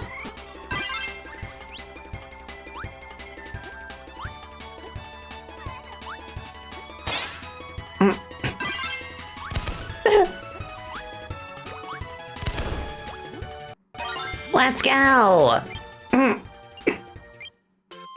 Alright. Hold on, I'm getting a DM.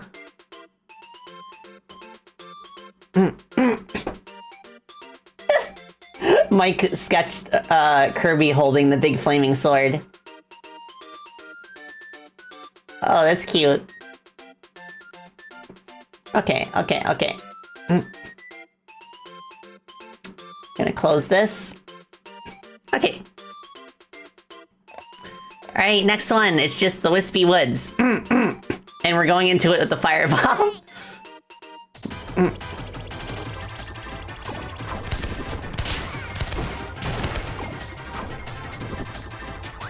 Okay, so we have to hit the apples back at it. Or if you can hit the stumplings.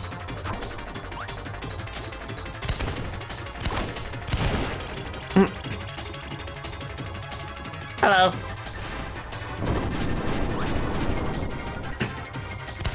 I'm used to being able to look into the background in Klonoa.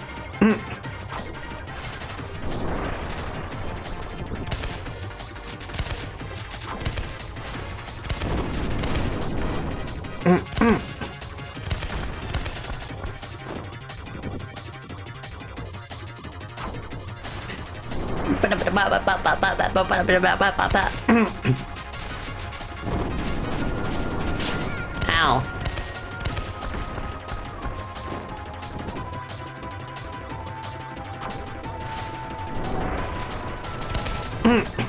I can't believe I never played this game as a kid. This is so awesome. Just like the variety and the weapons you can get is like so good. Let's go. Bye. Bye all. Okay. Is that the fairy homeworld? Power the crystals. It mends. Oh, it's just Rockstar. Want to be a rock star. Alright, let me take a sippy.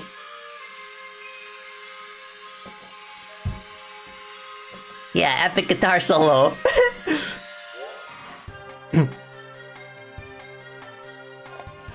This is a missed opportunity to play rock music on this level select screen.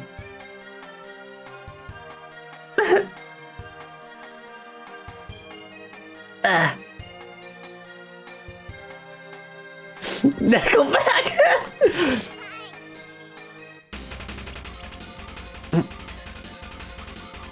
I guess this is kind of rocky. Hold on a second. Oh, there's no parasol power. Oh well. Okay, have I done Spike Fire yet? I think so. I think it's the Flame Crossbow. Yeah. What is that? Okay, I'm curious.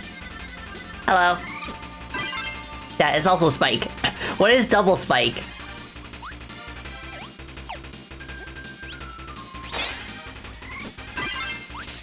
Whoa! Okay, so it is just the normal Spike, but stronger. Oh my gosh! Is that a needle? Rated T for violence. Rated T for violence. Swiss Army Kirby.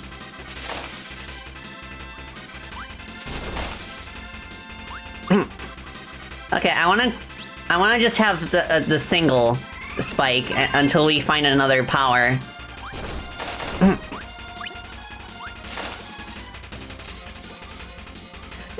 Is that a rock power?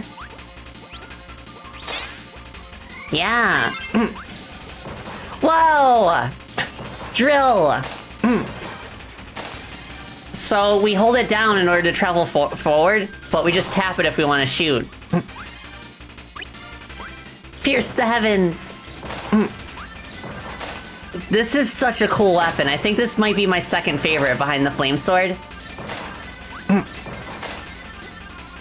And then the third place would be the fireworks.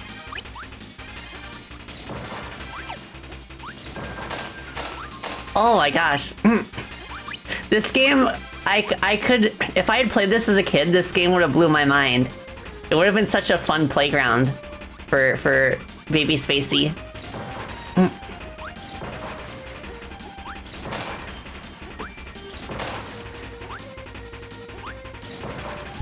Okay. I see. Let's go.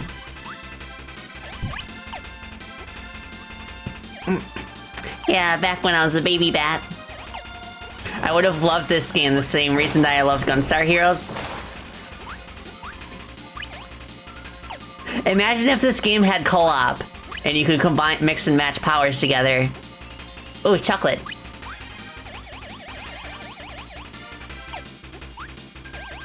Well, you can love it now, that is true. That is why I very much enjoyed playing classic games that I missed out on as a kid. Okay, goodbye. I don't even want to fight these dudes. They look so happy.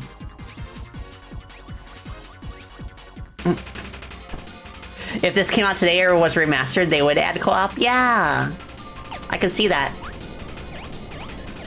Okay, okay, okay.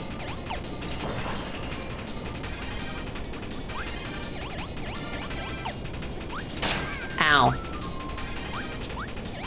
Oh, wall jump. We have a wall jump.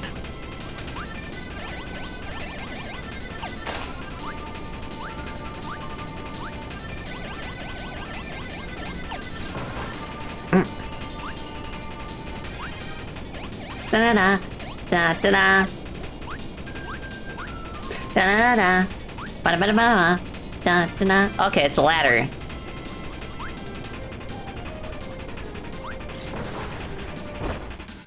Ah, Waldy! Thank you for coming to my rescue. I mean, Poyo! Poyo, Poyo! And it just fills up.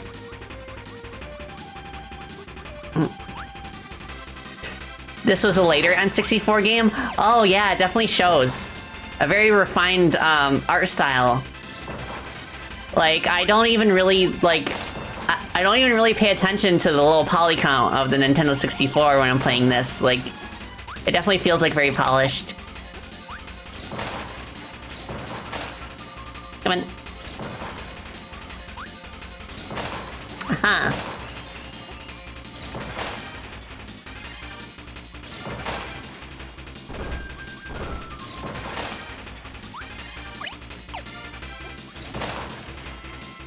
Yeah, if it was 60 FPS, like, I could easily imagine it being on the Sega Dreamcast. Poyo! Kirby 64 on the Sega Dreamcast!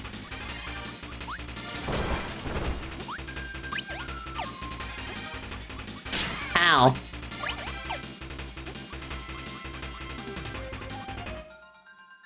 Ah, okay. Card. I want card. Might not get it. Oh wait, we got it. Let's go! What do the cards do? I don't think I was entirely, like, paying attention to that. Ah, missing crystal. Okay. Do you have enemy gallery entries? Oh, okay. Ah, okay. What did I miss? What did it have something to do with the pond with the fish in it?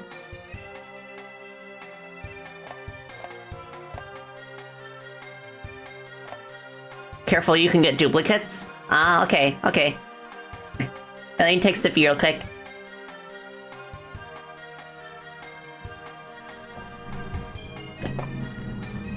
The brown and yellow wall near the end?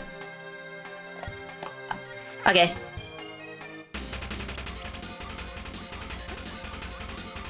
The boulder that blocked the path after the rising sand part. Okay.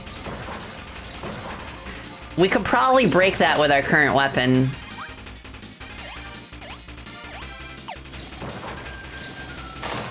Oh, okay. This is a good way to speed forward.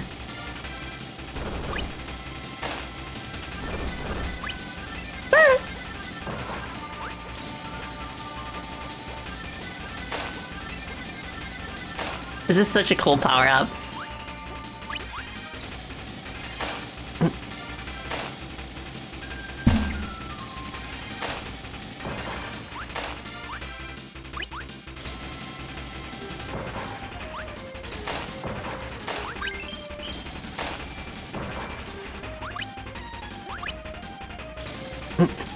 Wait, what? I need Spark Rock?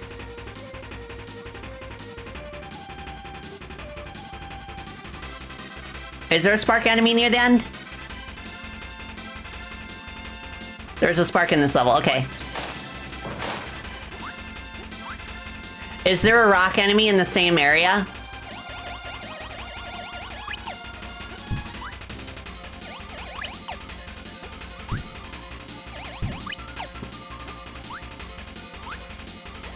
Don't think so? Okay, so in that case,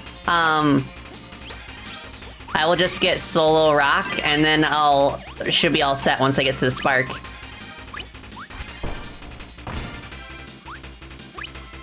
Only on the first screen?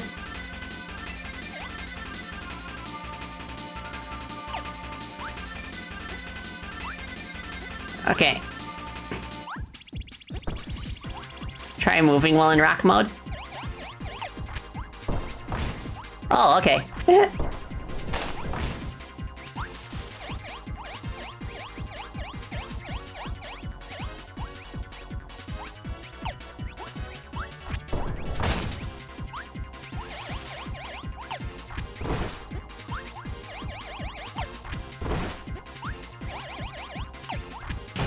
There we go. I want that.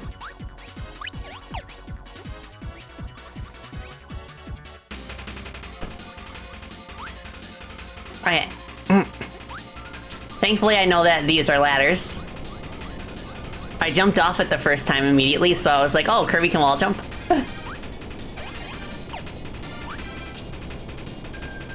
You can walk as a rock? Okay. Oh, I see! That's really cool.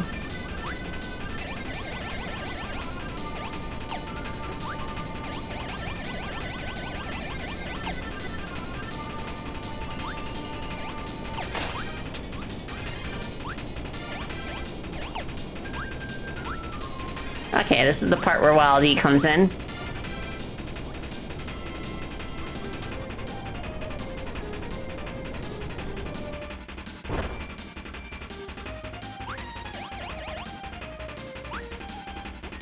Okay. So I'll try and pay attention for Spark. Is this the Spark enemy?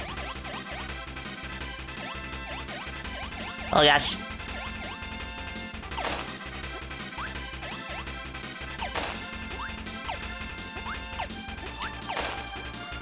Spark enemy is blue? Okay.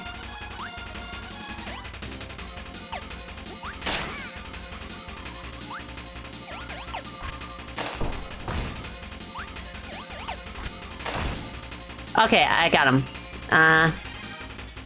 This must be a Spark, yeah. Let's go!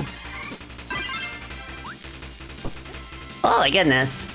So it's like a yo-yo. Oh, that's cool.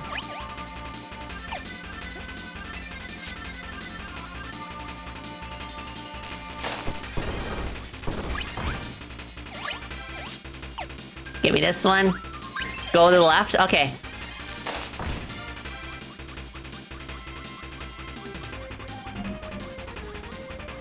Where the stone nose is.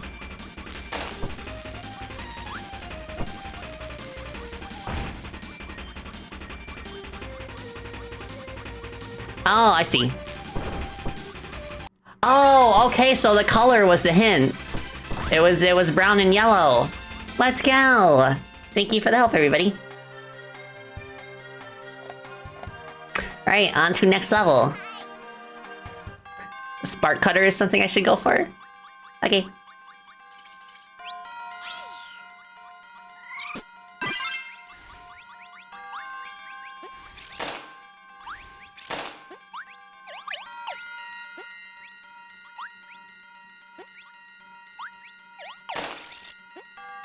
What is that?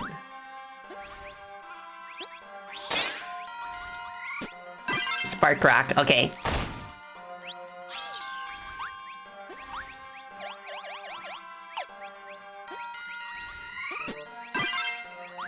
I'm glad the Scarfies don't respawn. Ow.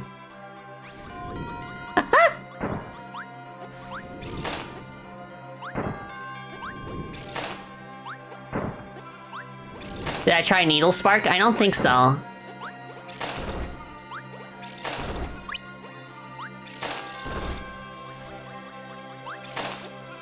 Oh, is that Needle? Dang it! I'll just swallow you. Okay, let me go back for the Spark.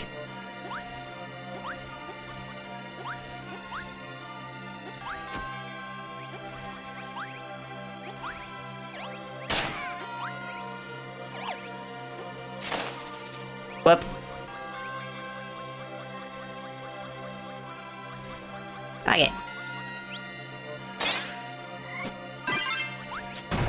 Whoa! That's Pikachu's up, down B, and smash. Pika!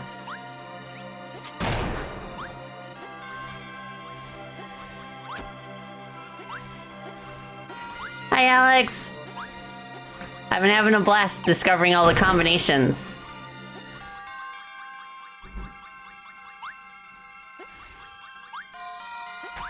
What is that? Sandwich. Yeah, same people made Smash Bros. I like how it just gives like a sound that is reminiscent of a shotgun blast.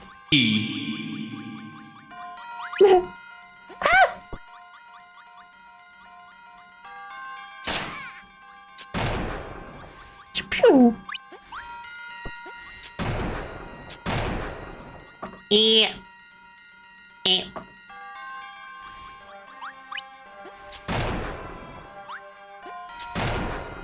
Haha, you missed.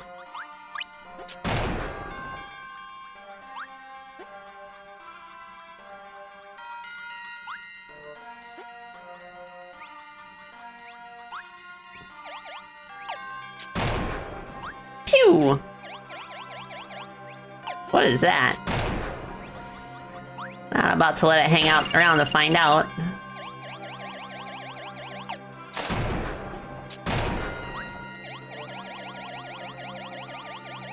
What up? I want that. And I got it.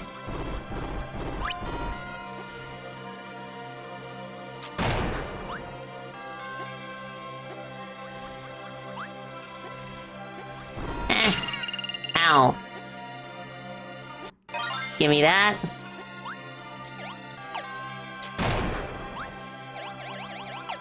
I'm so glad that that has range to it.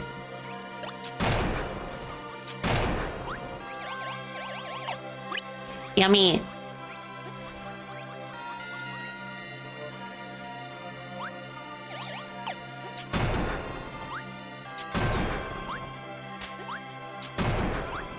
Okay, those are immune to damage. Let's go! Let's go! I'm packing on the extra lives. Oh, Crystal.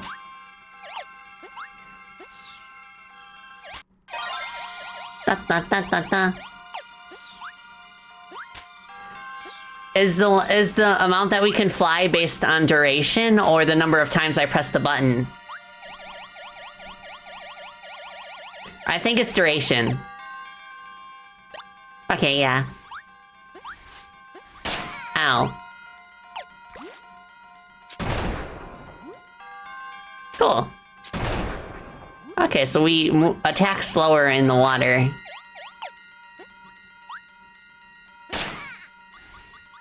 Yeah, the powers, they kind of like they're kind of a soft version of like accessibility, aren't they?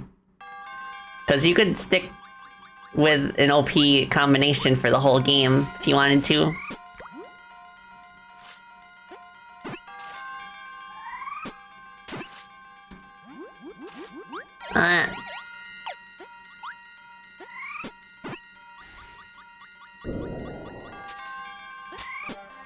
Cutter! Okay, if we can find Spark, we'll be in a good spot.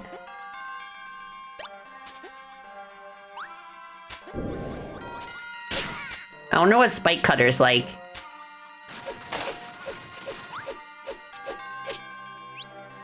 But I might need to swallow this guy first. And then I could throw this at the Cutter. Oh, right, that thing.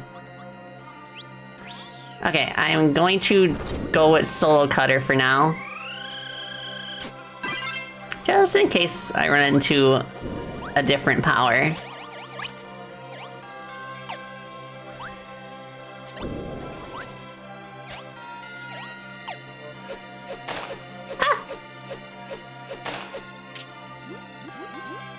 faceless Kirby floating in the water. Yes?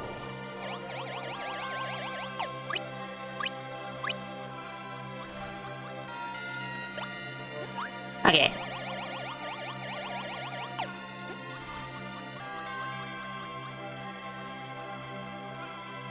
Oh, that's an interesting fact, Joker. So this is the game where Masahiro Sakurai started to voice King DDD. Does he give a power? I don't think he gives one that we want, though. I don't think this gives a power either.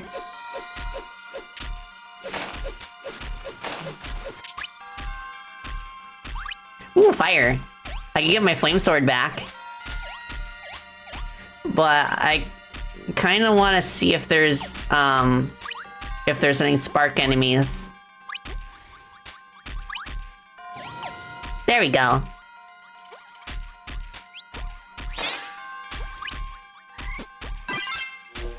Whoa! What the heck? Ah! Darth Maul! Is that you? Oh my gosh! The cutter weapons are so good. And I like how all the people we're rescuing are like helping us on our journey. Darth Poyo! Oh my gosh!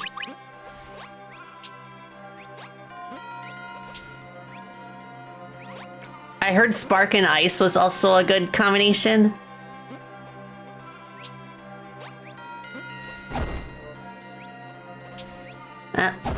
Chocolate.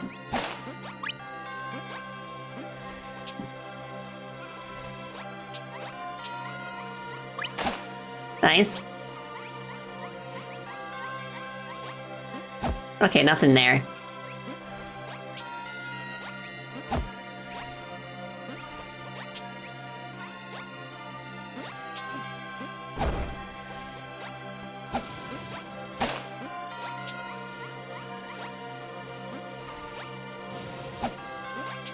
I still think Fire Sword is my favorite. Fire Cutter. But Electric Cutter, oh my goodness. That's got pizzazz.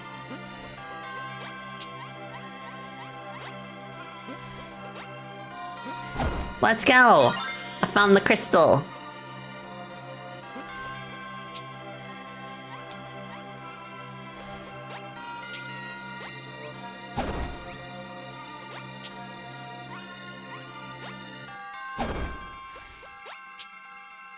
The Poyo is strong with this one, yes. Sandwich! Okay, the door's up there.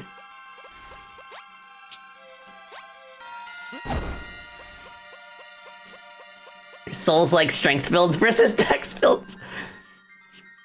Ooh, card.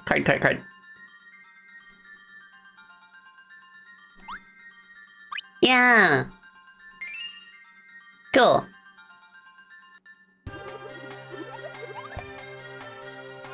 Nice! Hi.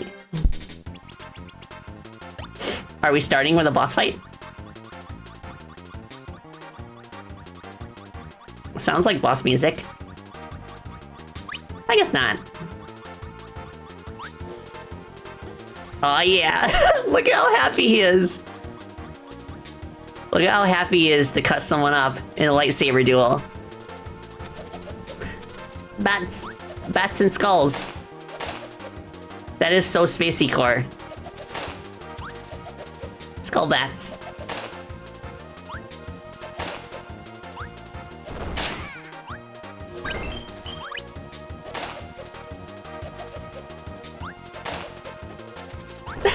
Yeah, I'm suddenly reminded of the Star Wars kid. Gosh, that was like an era ago.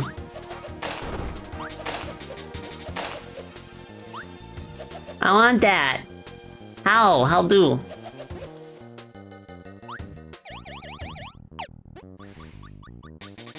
Oh, I see. I need rock. Now. At least it's at the start of the level, so I can just come back later.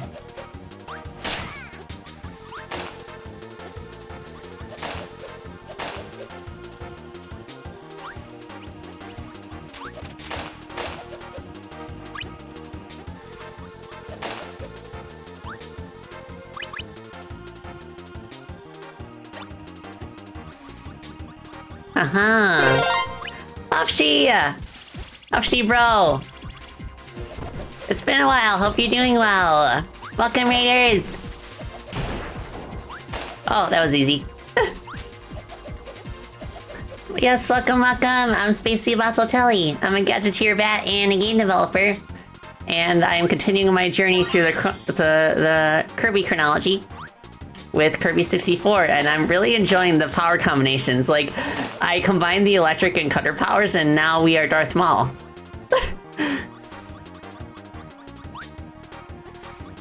What y'all play on your stream? But for those who don't know, Hupshi is one of my model siblings. A Minotaur VTuber. How do I get back there? Oh, bye. Oh, it's just like the fire sword where just having it out causes touch damage to enemies. It's nice to turn that on its head. Usually it's the player that gets touch damage from stuff. But now it's the enemies. Hope you're doing well, Bats. Thank you, I am. I'm really excited because like like last month I commissioned Mama Aki for my 2.0 model. And it's looking like everything's gonna come together at the end of March. Is there anything cool over here? No. Just us.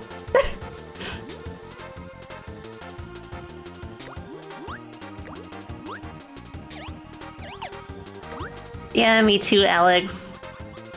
It's been like a project unto itself, on top of me working on like Chrono Gear and like a couple other things. But it's nice, I like keeping myself busy.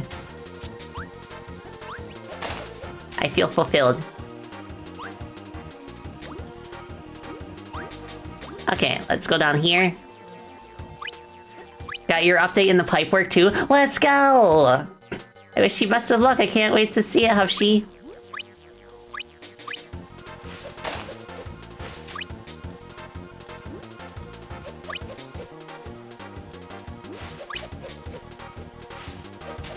Spin! Spin!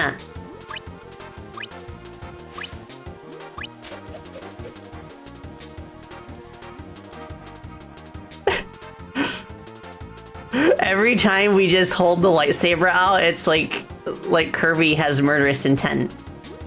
Don't trust that smile.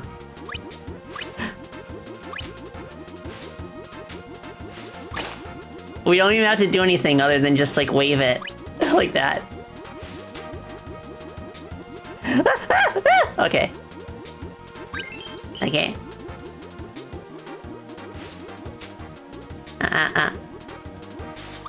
The stars are so tempting to collect. Very cool power up. Is there? Oh, crystal. I want that. Yeah. I wouldn't mind playing Mushroom Kingdom Fusion 1.0 when it comes out.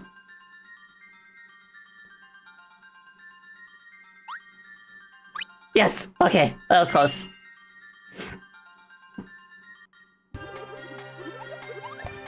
Alright, I guess we can grab rock and then go back to the first level.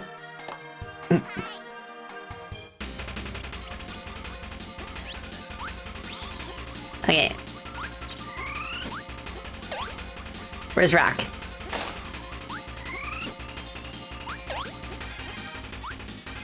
Are you rock? No, you're Spike.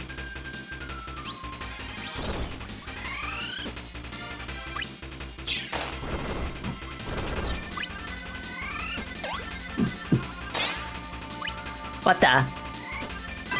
Oh. Wow, that really goes through stuff. There we go. Okay. Will, hello! Yeah, this is my first time playing Kirby 64. I am enamored with the weapon combinations. It reminds me a lot of why I love playing through Gunstar Heroes. Just the sheer, like, freedom and creativity that you have with the different combos. I think so far, Fire and Cutter are my favorite combo. But I also, like, I was dying laughing when I got, Fire Bomb. That's, like, my third favorite. My second favorite is, Electric Cutter.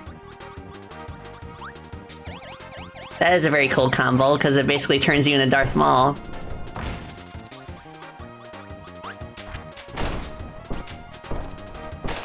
Oh, okay, we can just walk into them, they die. Yeah! Okay. Fire and electric is hilarious? I'll keep that in mind. Can't remember if I've used that one yet. What about Spike and Rock? Whoa, what is that in the background? Oh, dynamite! Okay. Ow.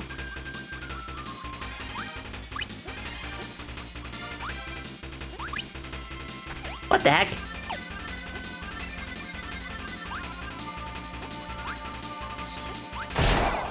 Oh my gosh. If you don't hold down, the dynamite will hurt you. Oh, okay. We got the hard hat. That's so cool.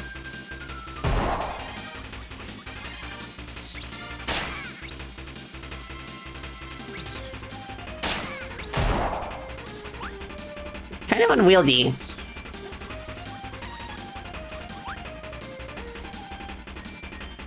Cutter and Bomb is really nice. Cutter has all the good weapon combos.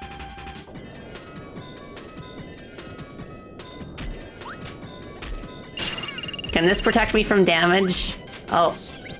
If I just do that? No. Rats.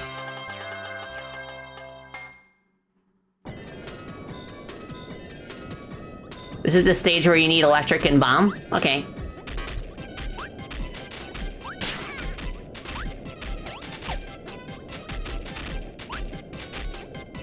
Fire and ice is useless?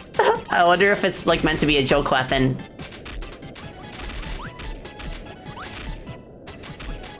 Aliens!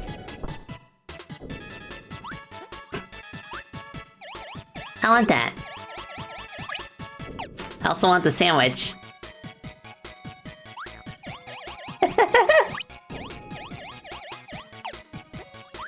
Ow. Dang it.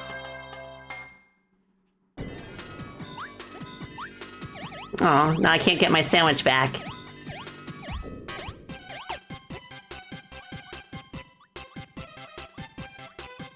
Come on. I want.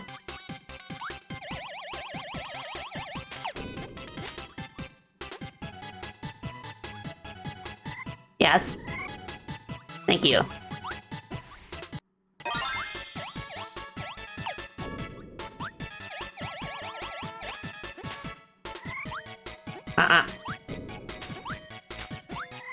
Can I eat you? Yes, electric. Perfect. So let's see if we can find a bomb. Hello, friend. Need some inspiration? What the heck? Tree, star, droplet, moon, sun, carrot,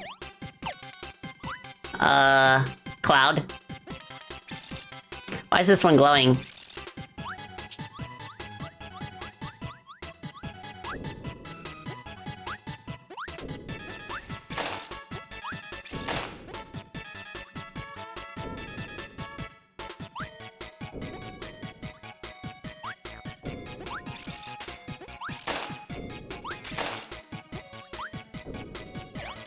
Okay. This game's power combo system is a huge strength of it. Wish they didn't occasionally hide collectibles behind power combos. Yeah. No. No!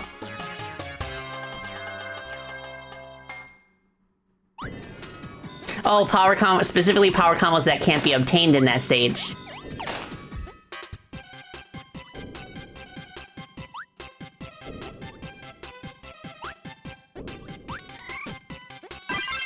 Thank you, I need that.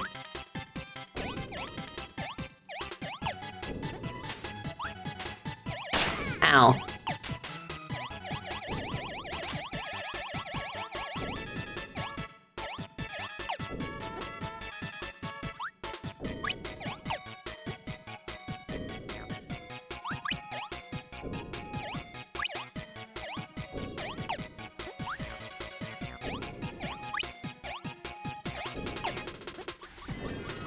Up here? Okay. Haha. Easy. Yeah, that's kind of like a design limitation that they have with the bosses. Like, the bosses have to be easy by design because, like, you can't expect that the player will have a power when they enter the arena. Which makes me wish that they would just buff Unarmed Kirby. Because there's just like such a weird, unstable equilibrium where skilled players get powerful weapon combinations that they don't necessarily need.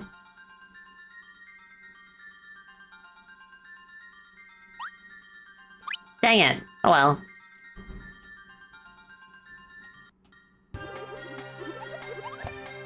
Huh, okay.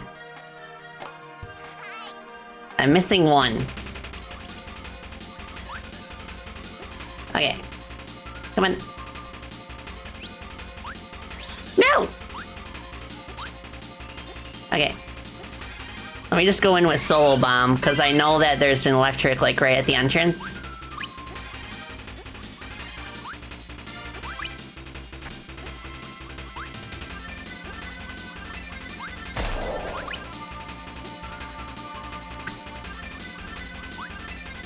You miss. You miss.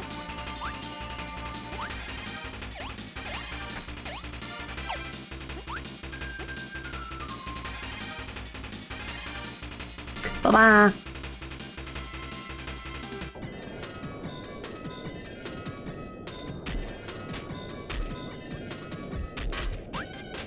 Uh-huh.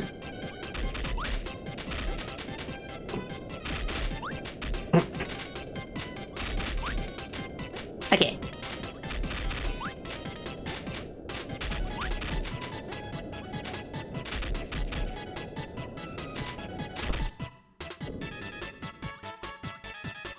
Yeah, I've tried a few doubles. Oh, sandwich.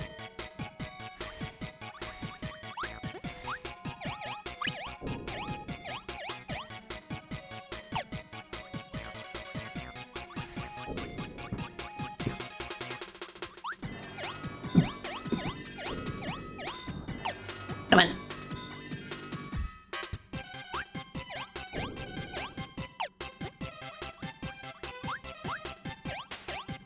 Okay.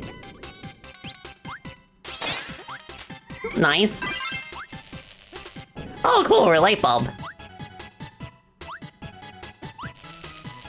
Meow. What? Okay. Tree, droplet, sun.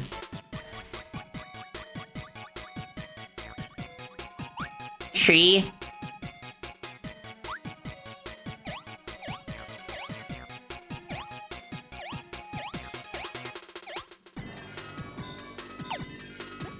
Droplet. Sun. Hold down to press. Okay. Ah, I see.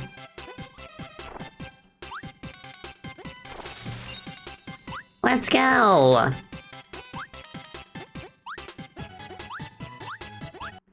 Awesome.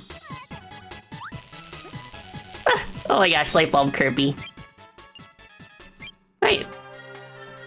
Last one.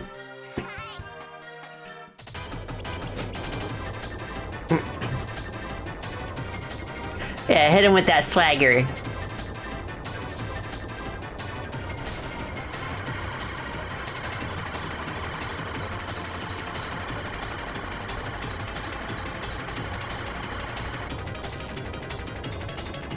Oh, green one?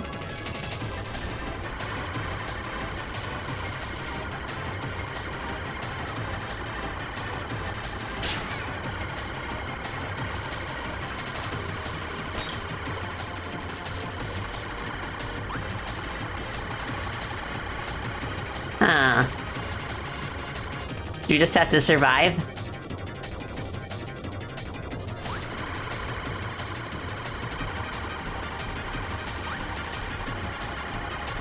Just survive? Okay.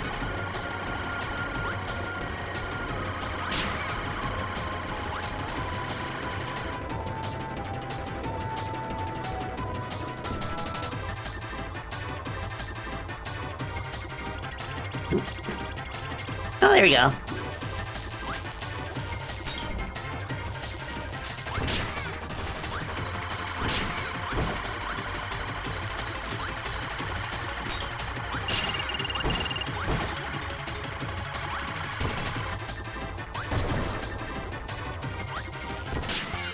Dang it.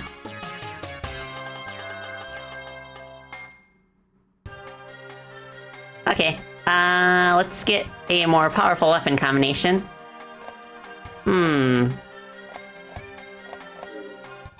Whoops.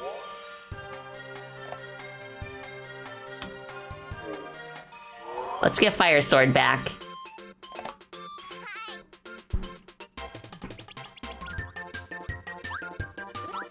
Yeah, Will, I feel that.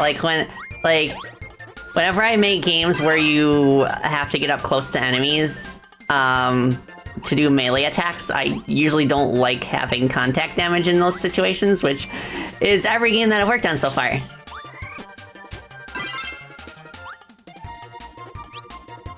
Come on. Fire sword! I'm ready for murder.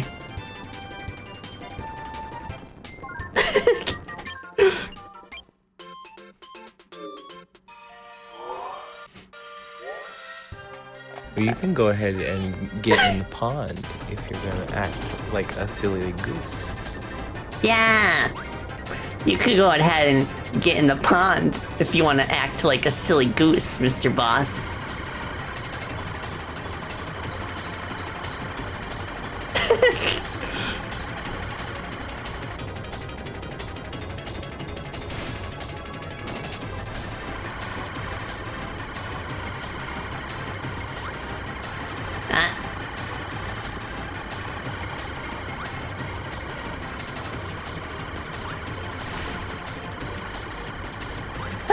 Okay.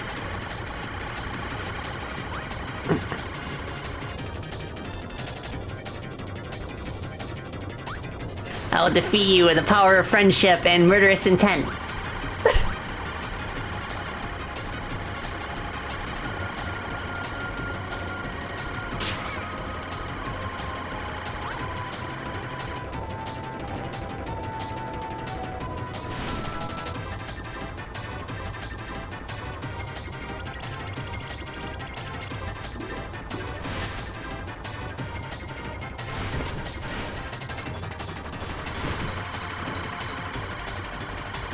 Come on. Haha. You have been broken. Haha. Burn! Burn to the ground! Nani?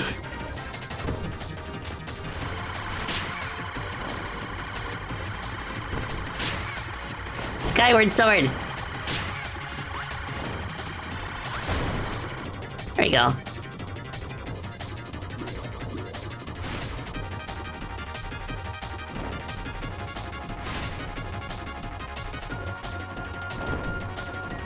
Nice. Let's go! Victory!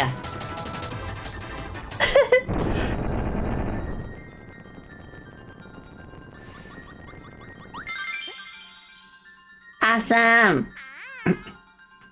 wasn't an easy boss fight. You just have to bring the right weapon for the job. Trekking through the desert. Look! Boy, oh! Boy, oh!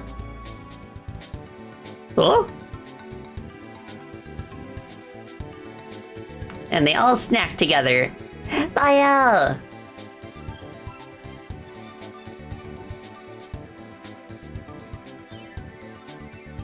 and they're painting what they're eating. Oh, right, she can make stuff, come to life. That's so cool, so you can just make infinite food. Oh, water world. Picnic desert. Yeah, casually solves world hunger. As a Kirby game often does. Alright.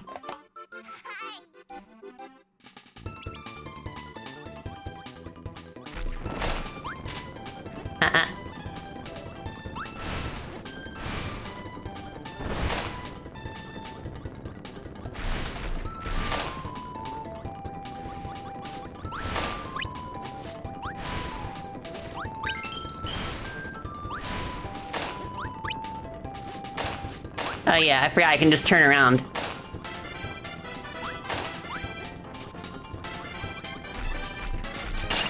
Oops. I want chicken.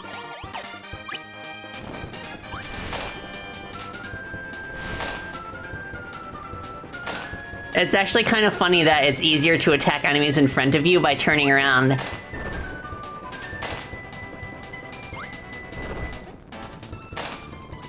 How do I get down there? Do I need a rock electric combo again to break the bridge? Yeah. Not sure if I can get that combo here. Oh, wait. Huh. All I had to do is press down.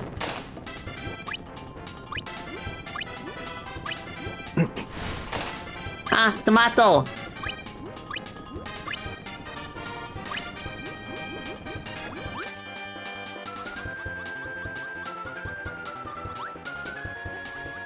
Background's pretty too.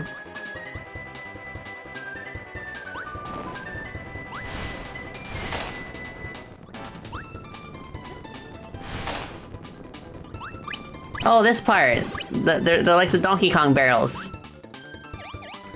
They are in Dreamland 3 as well.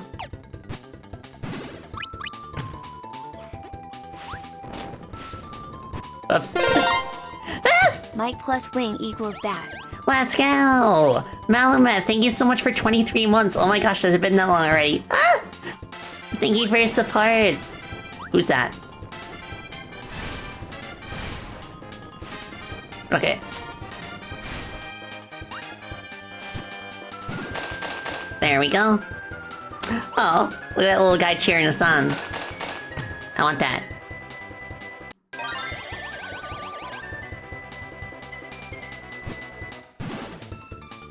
Haha.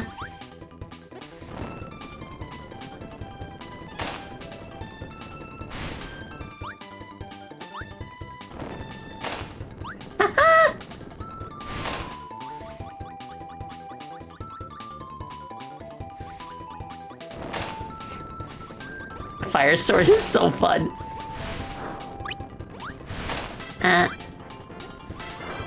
Yes. I played Klonoa, I know how this turns out.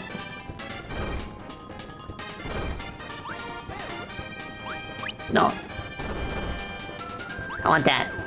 I realize I have full health, but I still want it. I wonder what Bomb Cutter does. Oh right, I remember. It's a short range thing.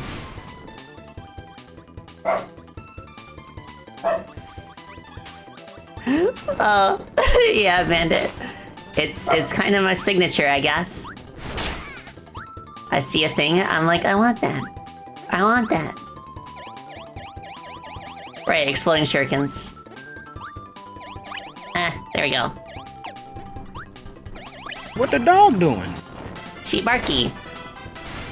I'm interested in this. Yeah, that's the gothic way of saying I want that. I'm interested in this.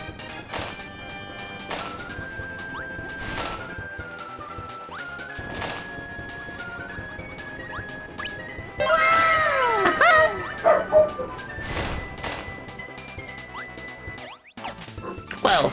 Ow. Point.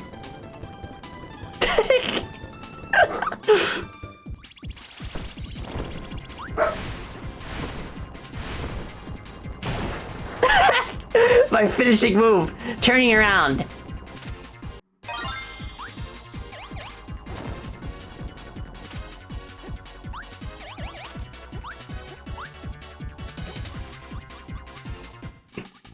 Hello. Hello, Adelaide. Oh, wait. Thank you for tomato. I accept your gift.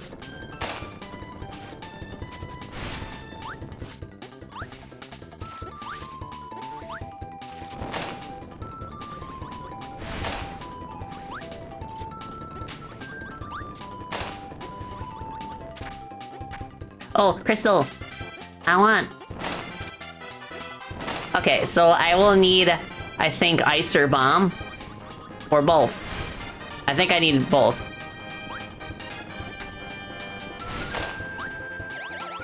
Dang it. Where is ice?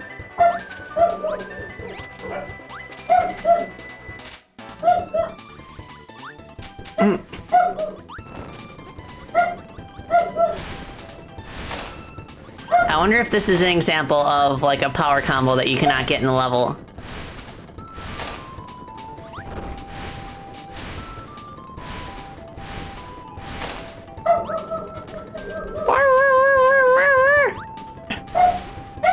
Where can I find ice, actually? Paige! It's okay.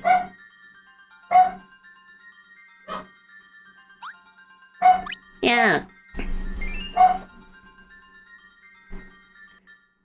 One of the next levels? Ice was in the level with the chili enemies, which was what level? I think I saw one, I remember one in World 1, I just can't remember which specific one. Oh, one? Right. Okay, I think bomb is in this first section, and then I just need to keep going until I find the snowman.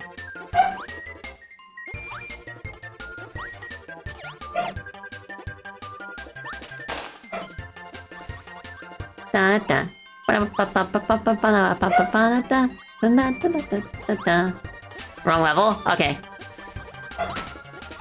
Level 1, World 3. Okay. I could at least get bomb here.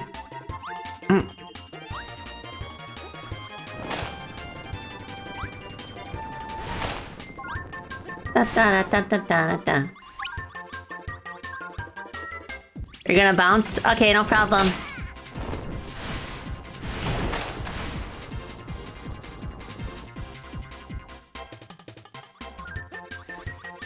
I can't remember, was bomb in this level? I think it was.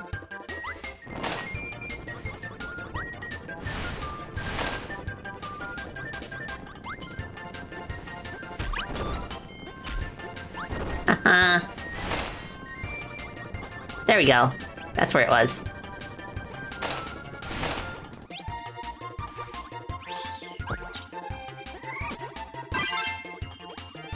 Okay, so we can back out here.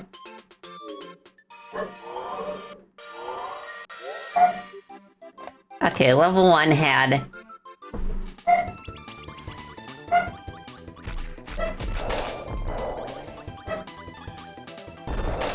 Okay, we're on the lookout for snowmen.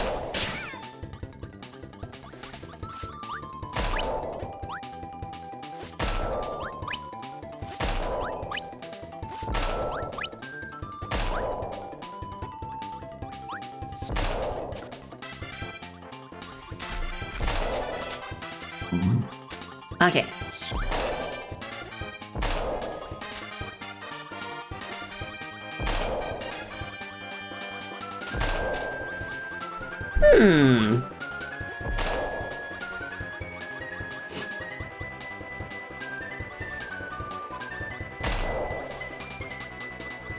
Hi, Dog Velper. Yeah, Poyo.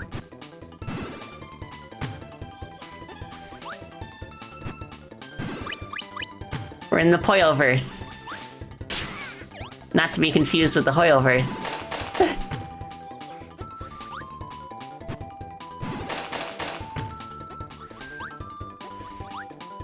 Bleh, bleh.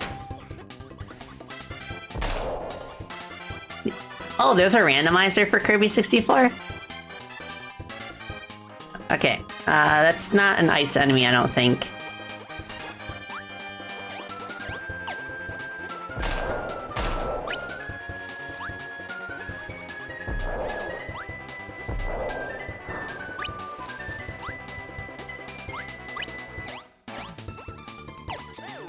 Penguin is ice? Okay. I can go back.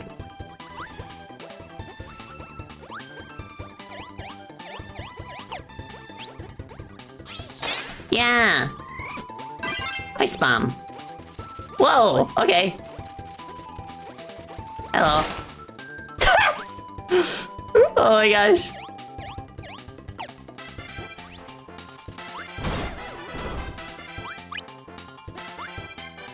Come on. Okay. Snowman bomb. Okay, we can just walk up to them and touch them.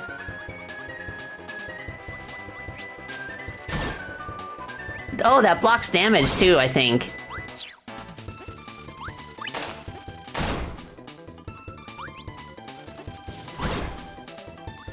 Yeah, this power-up's pretty cool.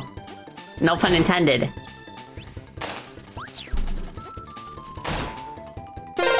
Blam! Hello! Welcome, Raiders! Welcome, welcome! I'm Spacey Bartheltelli. I'm a Gadgeteer Bat and a game developer. And I'm continuing my journey in the Kirby chronology with Kirby 64. I'm enjoying it a lot so far. This is my first time ever playing it. Ah! Yeah, what'd y'all play? Yeah, we're entering the Poyoverse.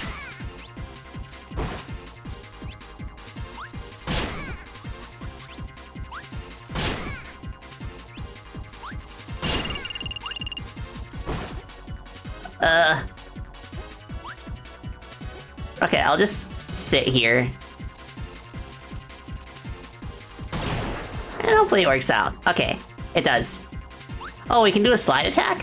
I didn't know that. The colors are amazing. Oh, thank you so much. Yeah. I love my model. Please give me... Ah! Thank you! Thank you, Adelaide. Kaboom!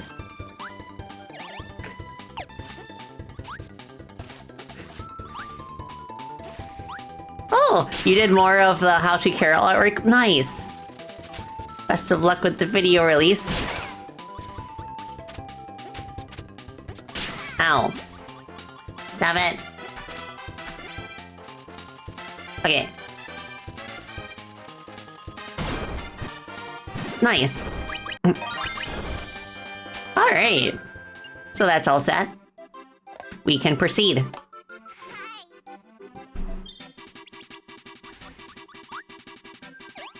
Oh, this song again.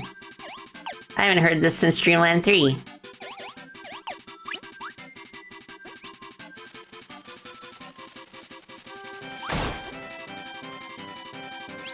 Well, I think it's time for a new power. I'll start with Spark. I've heard Spark and Ice is a good combo. I wonder if we'll find any Ice enemies here.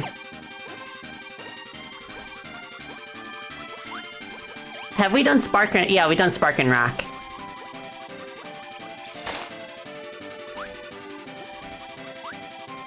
Yeah, yeah, Ice and Spark is one that I haven't seen yet.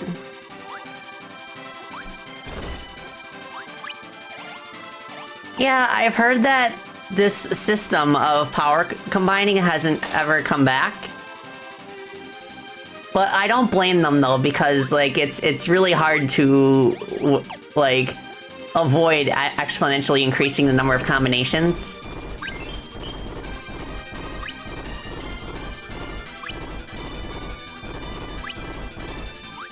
Oh, here we go. Let's go. Oh my gosh! What the heck? We are literally a refrigerator. Can I eat those? What? That is so OP.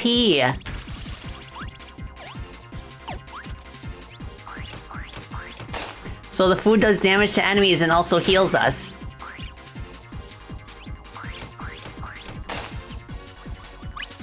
Whoa, okay. I can see why people like using this power-up.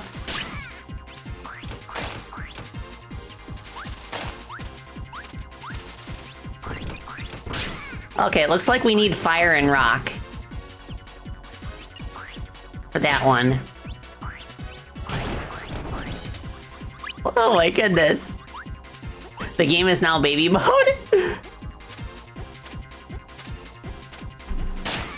We're gonna have to get off baby mode if we want to get that crystal there. The deadliest weapon, a BLT.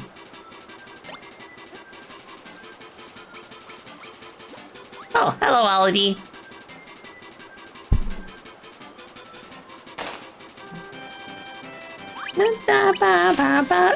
The way that they wiggle both their hands. They're like, wee!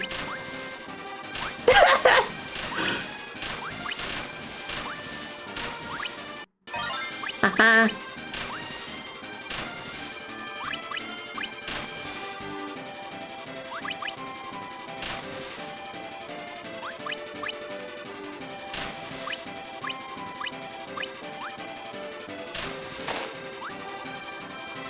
Da da da da da da da da.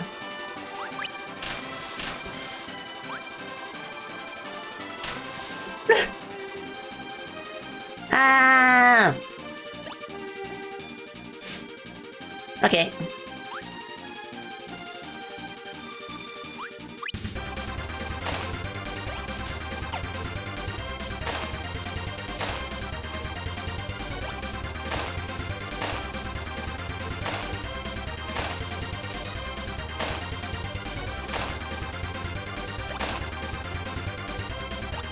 Oh, crystal.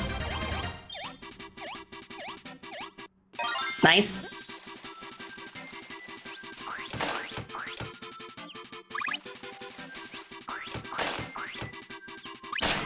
Ow. It's alright.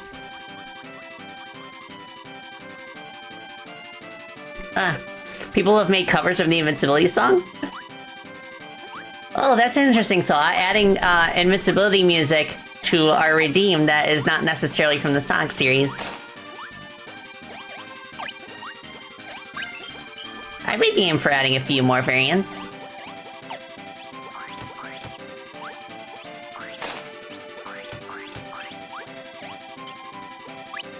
So much food. Ow. Well, there's fire. That's one of the ones I need. Now I just need bomb.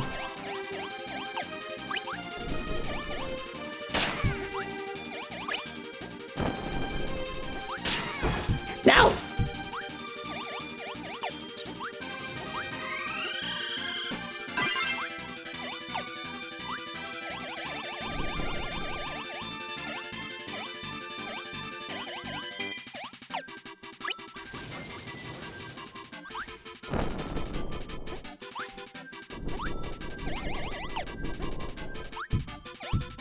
Ah. Okay.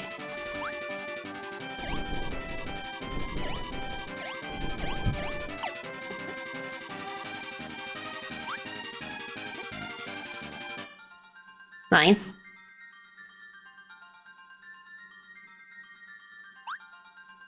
Nice. Alright, so we just need rock.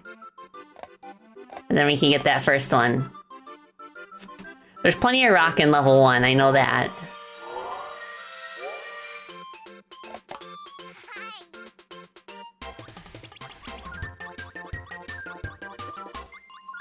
Da, da, da, da, da, da, da, da, da.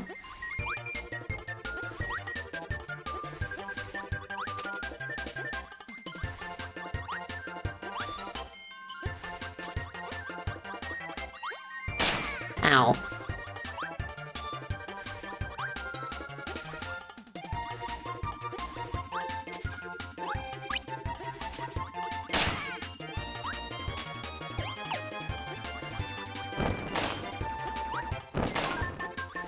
Thank you.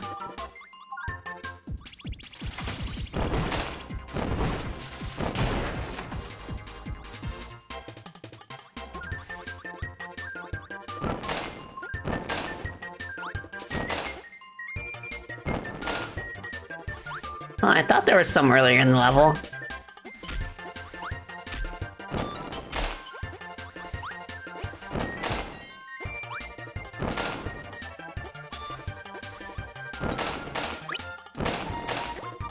I can see why people would use solo fire for speedrunning, because it's quite fast. Okay, no rock here. Dang it.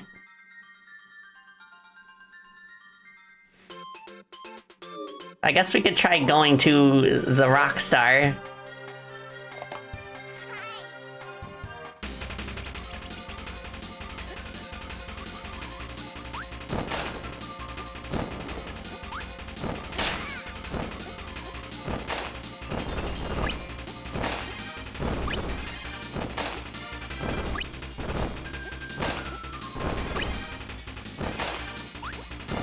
Okay, here we go.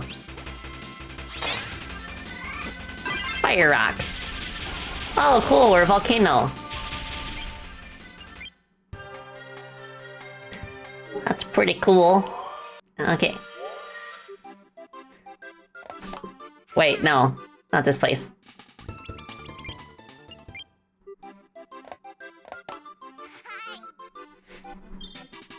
Volcano Kirby can shoot forward to? Oh, that's cool!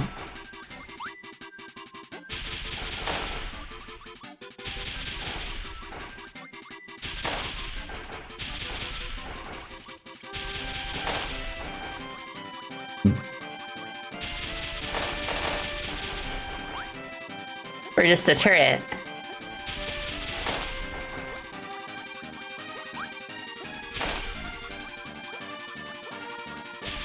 Oh, there was rock here. Never mind.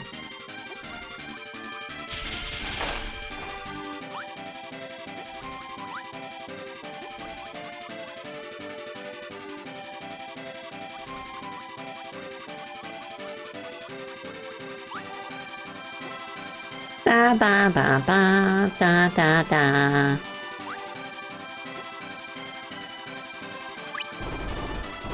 Come on, run!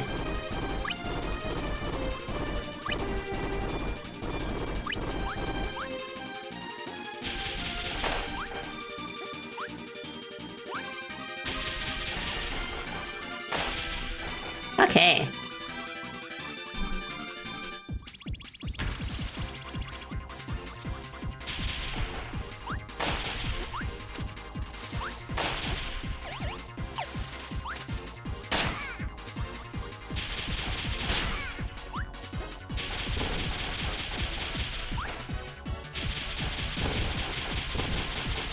Pew, pew, pew, pew! There we go. That's good. Maybe I can go get that sandwich before I take off. Merry early Christmas, Spacey. Doominator, thank you so much for 1 year of subscribing. Thank you for your support. Yeah, Merry early Christmas. Yeah, thank you. Okay. Now we can proceed. Yeah, Christmas time.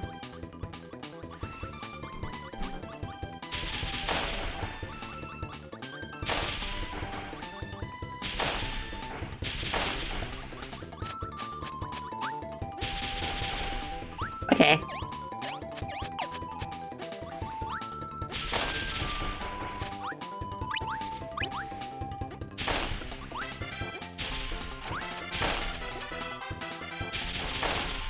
Okay. Oh, I see you. Camouflage.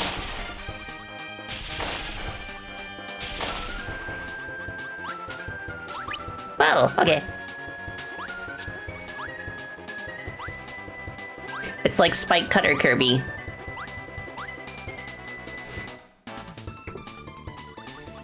Ah, sandcastles. Ow.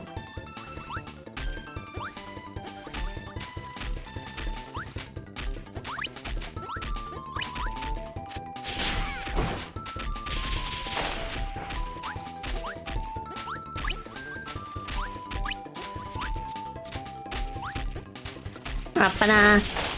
Da-da-da-da-da-da-da-da-da. Thank you.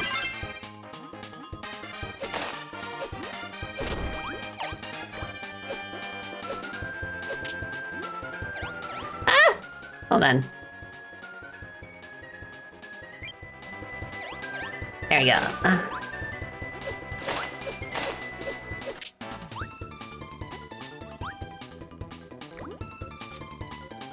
Wow.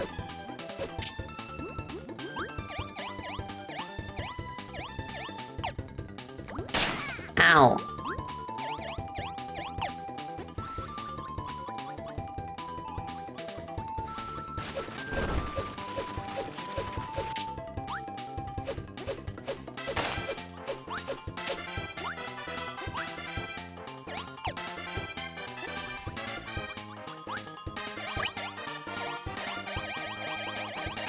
Okay, what's up here? Okay, just the volcano. Anything cool down here? Ah, food. Okay, now let me go up.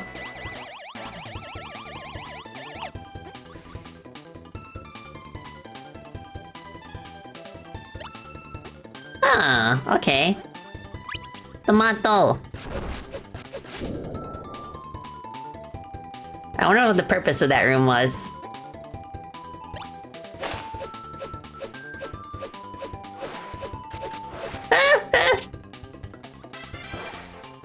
No.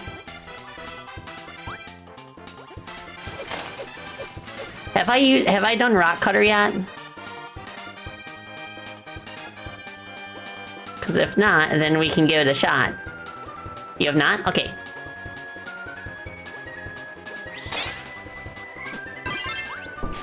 Whoa! Oh! It's the owl! It's all of our companions from Kirby's Dream Land 3. Kine!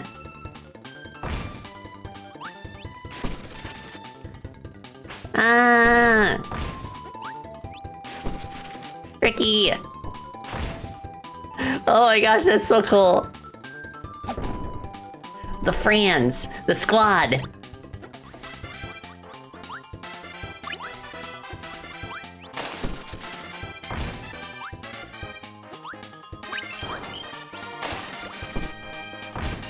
Okay, what happens if I use Kine underwater?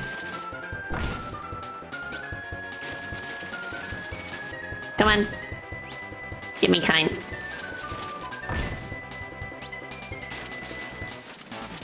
Stop. Still nothing.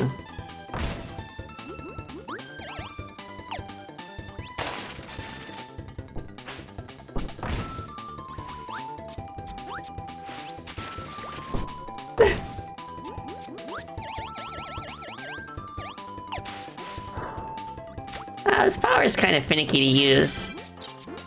I'll look for something else. Cutter! Oh my gosh, the fish do cutter. That's huge. I'm glad I know that now.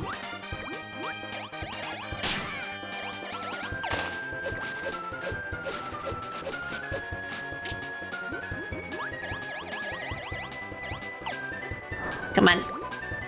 Cake. Awesome!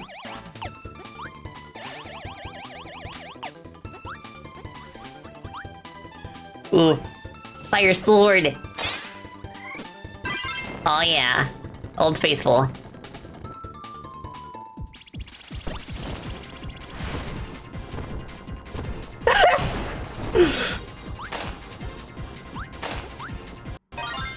Swan Bomb. I want that. How do I get that? Dang it! I need Cutter Rock. Which I just had.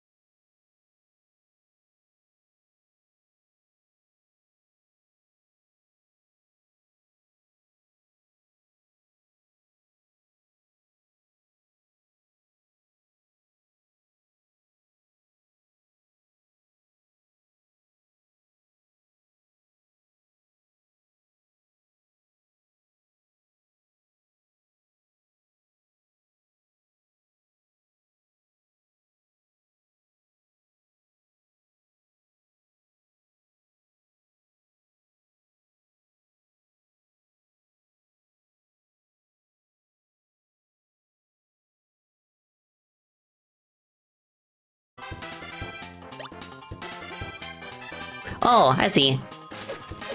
So, do we need Bomb Cutter for that?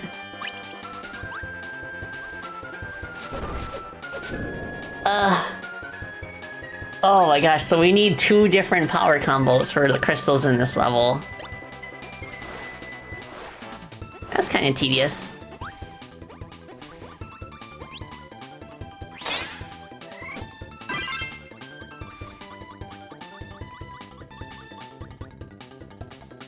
Alright, EDD.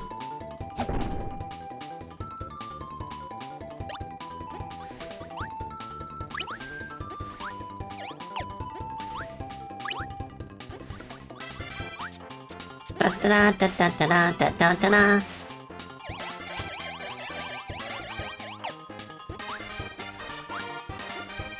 There we go.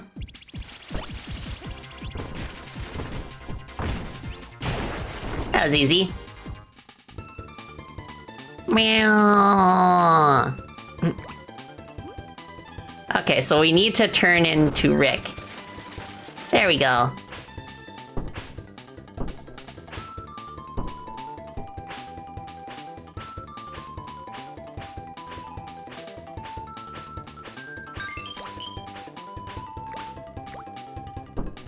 That's an extra life.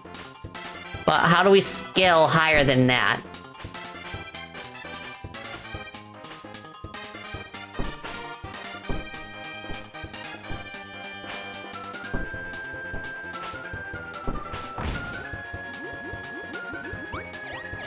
Okay, we'll do this, then we'll turn into Rick again.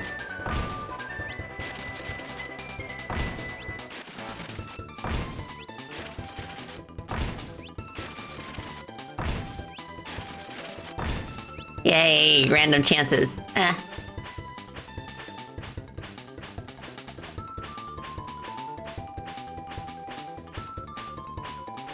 Yeah, I wouldn't have figured this out either if chat didn't tell me the solution.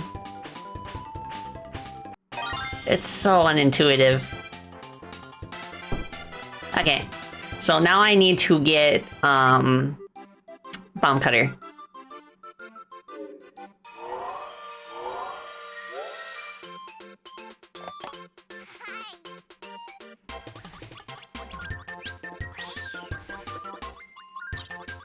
Da, da, da, da, da, da.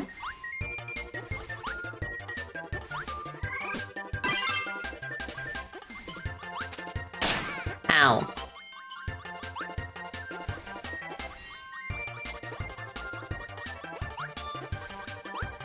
Is there a bomb in this level? I can't remember.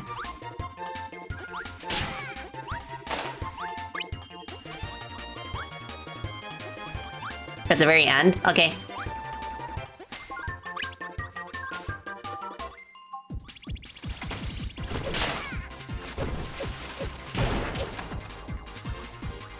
Nice.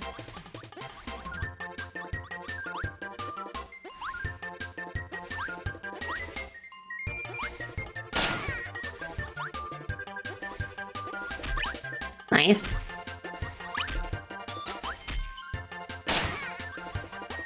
There we go. Okay, this is gonna be... Okay, never mind. I got them both. Nice.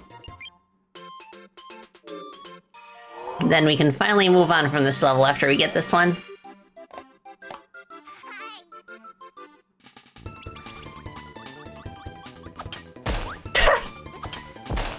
You get a bomb! You get a bomb! You get a bomb! You get a bomb!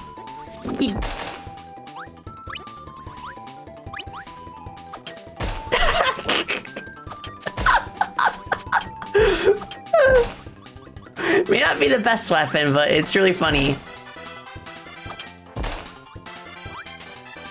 Giving the gift of explosives. Oh, thank you for kit combo. Hold on. I gotta focus. Okay. Let me take sippy and stretchy.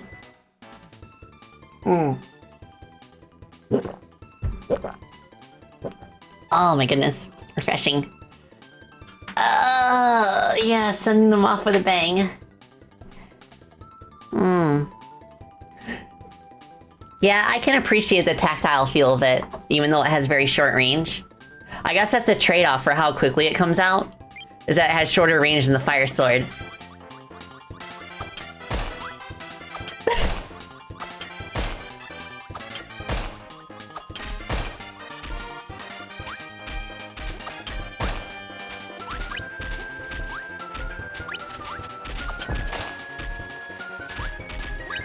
Let's go, extra lives.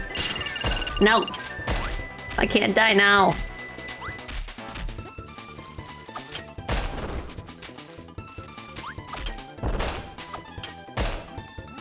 Oh, it is a ranged attack. I just can't see it while it's traveling in the air. Oh, okay, this changes everything. This weapon is actually, like, very busted. Oh my gosh, okay, yeah. I think this is my new second favorite. I'm struggling to rank them at this point, actually. I like all the cutter weapons so far. And I also like fire and bomb just because of how funny it is.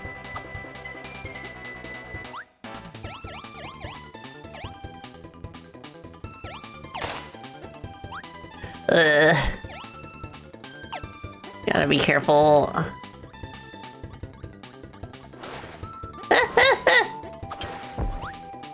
Okay. Alright, we made it.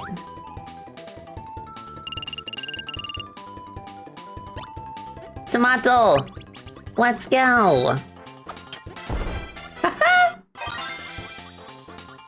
Awesome! Okay. Perfect. Right, 2 more levels.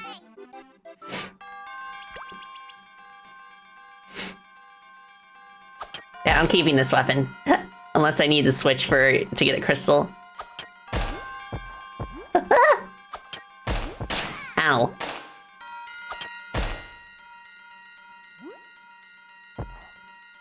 What are you? What are you?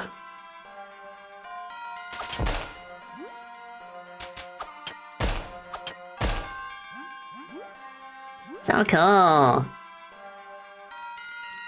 It says something that, Ice and Electric is by far the most busted weapon in the game, and it's not even in my top 5.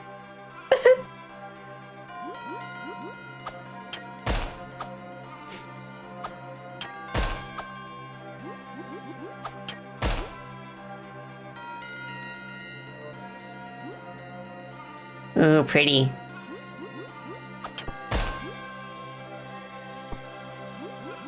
Such good use of colors.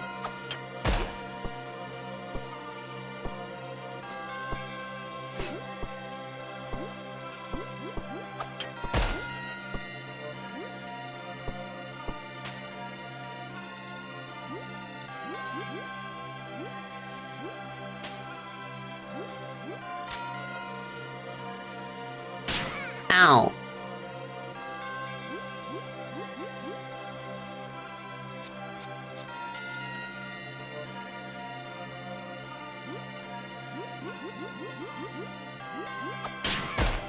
Ow. Oh, I see something. How do I get in there? It looks like a hole in the wall you can go through, but... Oh, right, it probably just blows wind. Ow! No, I don't want to lose my power-up.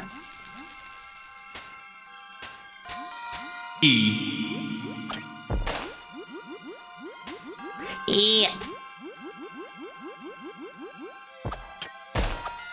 Oh, crystal. Let's go. Okay, going this way.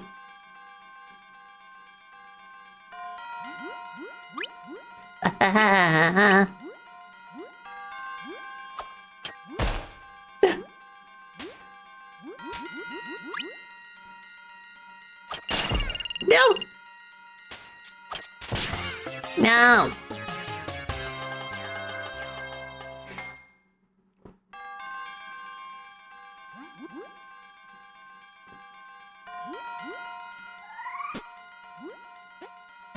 Yummy.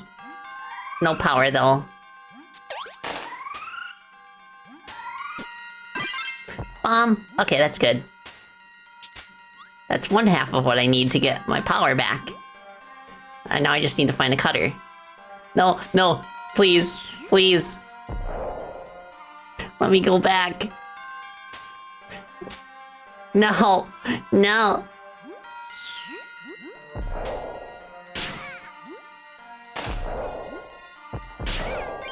No, I want that.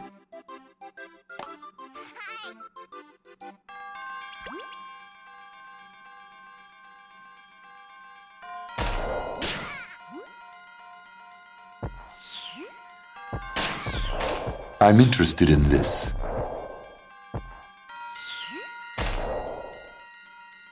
I would expect the crabs to have cutter. Do they? Let me try. No! Rants.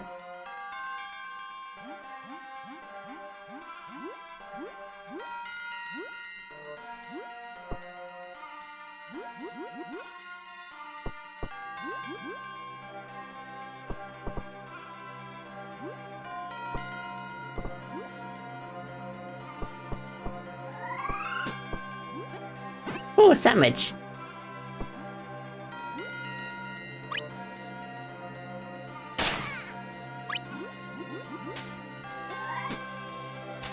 What about these weird jellyfish?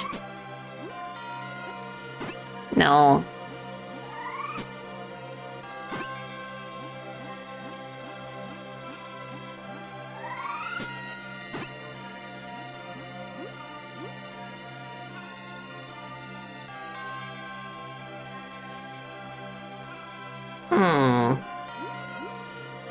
Okay, I'll just... No, I can't go that way.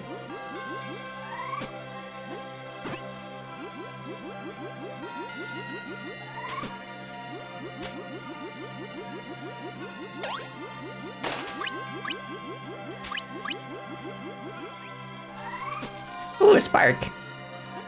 That could be useful.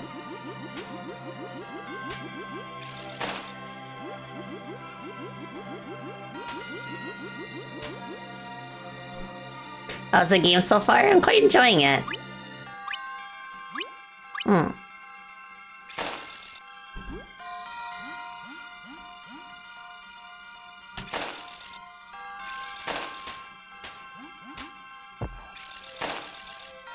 Okay, let's go down here. Slow as it'll let us go.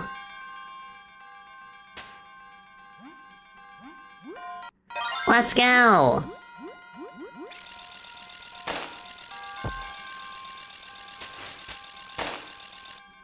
Oh, those are cutter. Those fish are the ones that give cutter. Okay.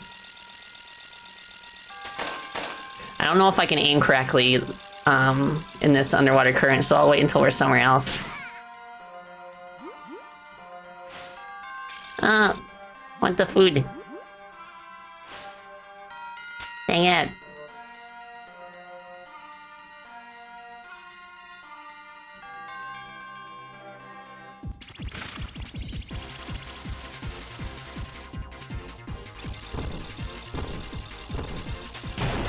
Thank you.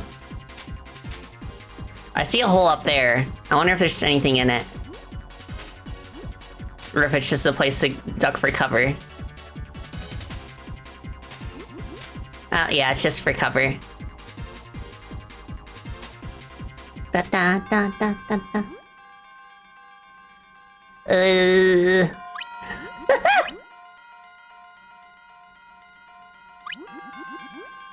Whoop, whoop, whoop, whoop.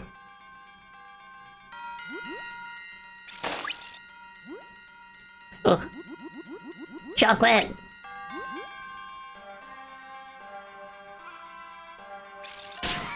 Dang it.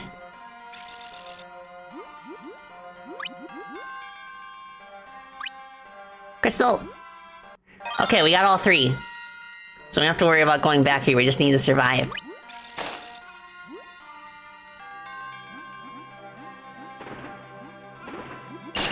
Ow. Yeah, now that you mention it, the N64 didn't get a Metroid game. Oh, I want tomato. Tomato. Let's go.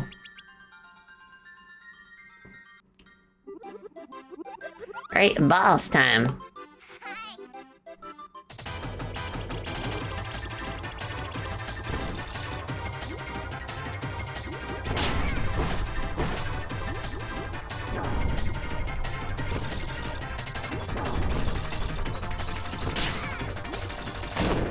Goodbye.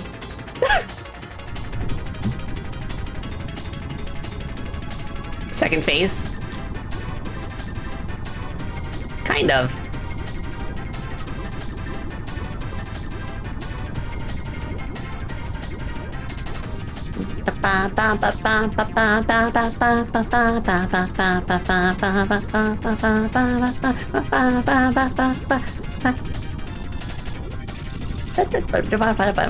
Okay, second phase, after all.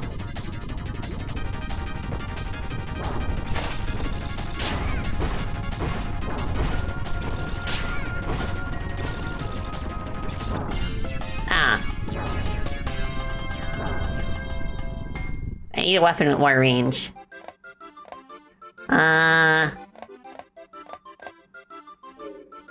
Fire sword. Can't go wrong with flame sword.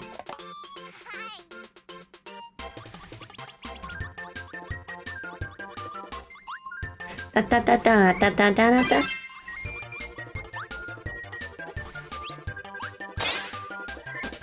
There we go.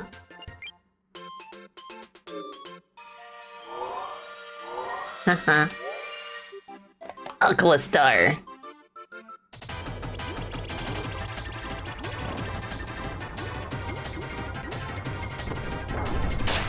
Ow.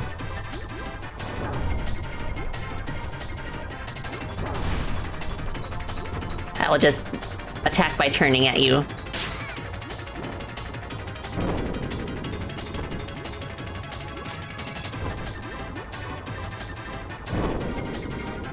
Goodbye.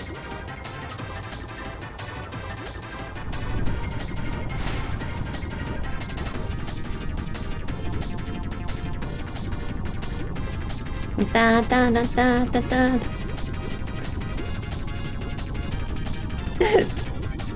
Yeah, using fire in the water. Mega Man Zero does that too. There's some water bosses that are technically ice-aligned, so their weakness is fire.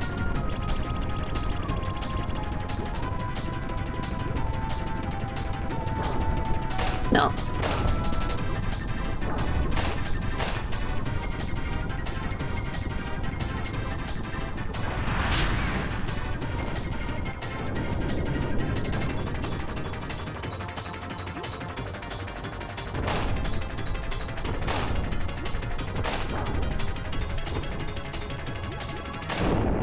Goodbye.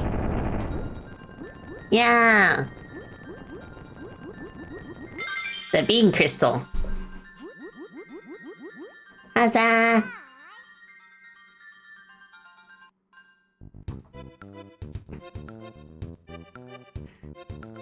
Okay. Oh, I just realized these cutscenes are in 60 FPS. Oh, they're skipping stones together. Boil! Oh, oh. What?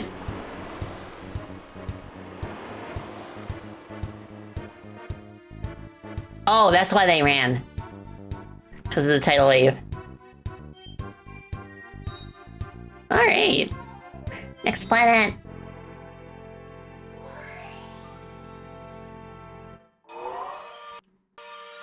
The Neo Star. Okay, so I kind of want to save this for the next time we play. Yeah, I could pick this up next week. Yeah. Or maybe if we get done with the Code Bunny update ahead of time on Thursday, then we can pick up Kirby 64 right afterwards. Remember, chat, give your bats giant fire swords. Yeah, perfect breakpoint. Alright, so let's hop over to Chatty Batty and we can wrap things up. Thank you all so much for hanging out with me today. Yeah, I like this game. I can see why it is considered a classic in the Kirby series. Bats. Okay, so let me make sure the game is actually saved. There we go. Enjoy seeing you play this. Yeah, it's good to be back with more Kirby. Yeah, I've been eager to get through more Kirby games because I've heard that some of the more recent entries are like extremely good. So which one comes after Crystal Shards? Is it Amazing Mirror? Well, which one would you say is like essential for for playing? Classic graded T. Yeah. Oh my gosh, some of the weapon combinations are yeah, quite violent in a funny way. The wheat one? You recommend Nightmare in Dreamland? Okay, so I'm hearing Return to Dreamland. I'm hearing Nightmare in Dreamland. Amazing Mirror. I could look at the chronological order that they were released in. Nightmare is a remake. Oh, okay. Return to Dreamland is like a Superstar styled one. Oh, okay. I could also play the DS version of Superstar, which I've heard adds a few more games. Return to Dreamland is excellent. Nice. Okay, Nightmare in Dreamland is a more accessible remake of Kirby's Adventure. I see. Oh, we got lots of options for getting our curb on. Yeah, and for those who didn't see, like in the pinned messages, I am the producer of the Freedom Planet series, and we now have a physical edition of Freedom Planet 2 available from limited run games for a limited time. Which I'm very excited about. It's having a physical version of Freedom Planet 2 is something that we've been wanting ever since the game started. So it's nice to finally see it out there. And I think pre-orders start on the 20th. I can't remember what the date was specifically, but yeah. Awesome. Yeah, thank you, everybody. Okay, let me switch over to just chatting since we have wrapped up the game. Just chatting. There we go. But yeah. I like how Kirby 64 is definitely playing into the strengths of the previous games now. While adding like a whole new exciting spin on things with like the weapon combinations. It's so cool. And like I'm also starting to feel like some of the downsides of this gameplay style. Like I've said this before during the playthrough, but like I'm not a fan of how much more difficult the game is if you don't have a power on you. I think it is excessively punishing to less experienced players. So hopefully in the future, like base Kirby will have like a few more options for dealing with challenges compared to when he has powers. And yeah, like it's like Will said, and I agree with that, is that like I am not a fan of how some of the crystals that you have to collect require power combinations that you have to bring in from other levels. At least I think they're a bit conscious about that, because like at least once you get what you need, you can just exit the level immediately and then go to the one that you need to go to. It's just a shame that you have to like repeat playing through the level in order to get to the place where the crystal is. Oh well. I suppose it can't be helped. Like I think one way possibly to handle it is that like on the level select screen, when you highlight a level, I think it'd be useful to have like a list of recommended powers. Maybe they don't necessarily need to spoil the combination that you need, but like just show like what powers might be needed for certain crystals. And I do understand like why they didn't bring back the power combining in future games, because that's the sort of thing that can very easily get out of control in terms of scope creep, because you have to account for every possible combination, including doubles. But it's just so cool that they took the time to implement all of those combinations in the game. It's so good. Yeah, it does kind of also remind me of some shmups that I've played, like Gradius, for example. World 4 has one of the hardest levels in the game, but the game shouldn't be that punishing afterwards. Okay, yeah, it's good that we paused here so that I can tackle World 4 with a fresh rejuvenation. Yeah, I agree, Suki. I guess maybe what they thought is that there was like more pressure to always like add more elements as the series goes on. I don't know. But it is doable if you just like limit the number of like power-ups, so that way there's less combinations to account for. Oh, Chatty Batty, hi. Yeah, we just got all the way to World 4 in Kirby 64. Yeah, perfect emo for today's stream. Good stuff. Okay, so I'll be back on Thursday. I'm gonna play Code Bunny again, specifically because it releases on Steam that day. And I haven't played it since their most recent update before this, where they added a time attack mode.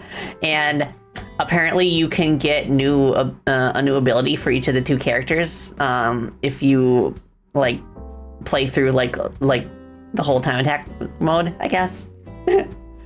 I'm not sure if there's really any like difference between the story and time attack. I'm guessing no, but I'm also interested to see how they polish things up since the original release, because I played it like on launch, and I had some choice words about like some of the final encounters. Like I think like the final boss fight in like the final level. So I'm sure it's been polished up a little bit since then. So it'll be interesting to like play through it now that I am like familiar with the mechanics.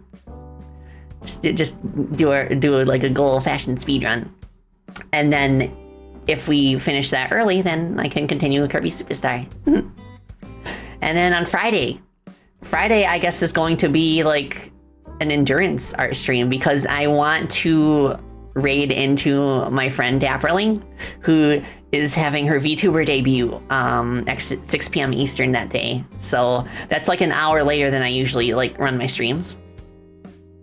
But I think we can make it. I think I would just need to take a break at 5 to like feed the puppies and stuff. But then after that, I can come right back.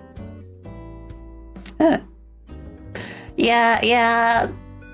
Like there's been like some criticism in recent times with limited run, which it's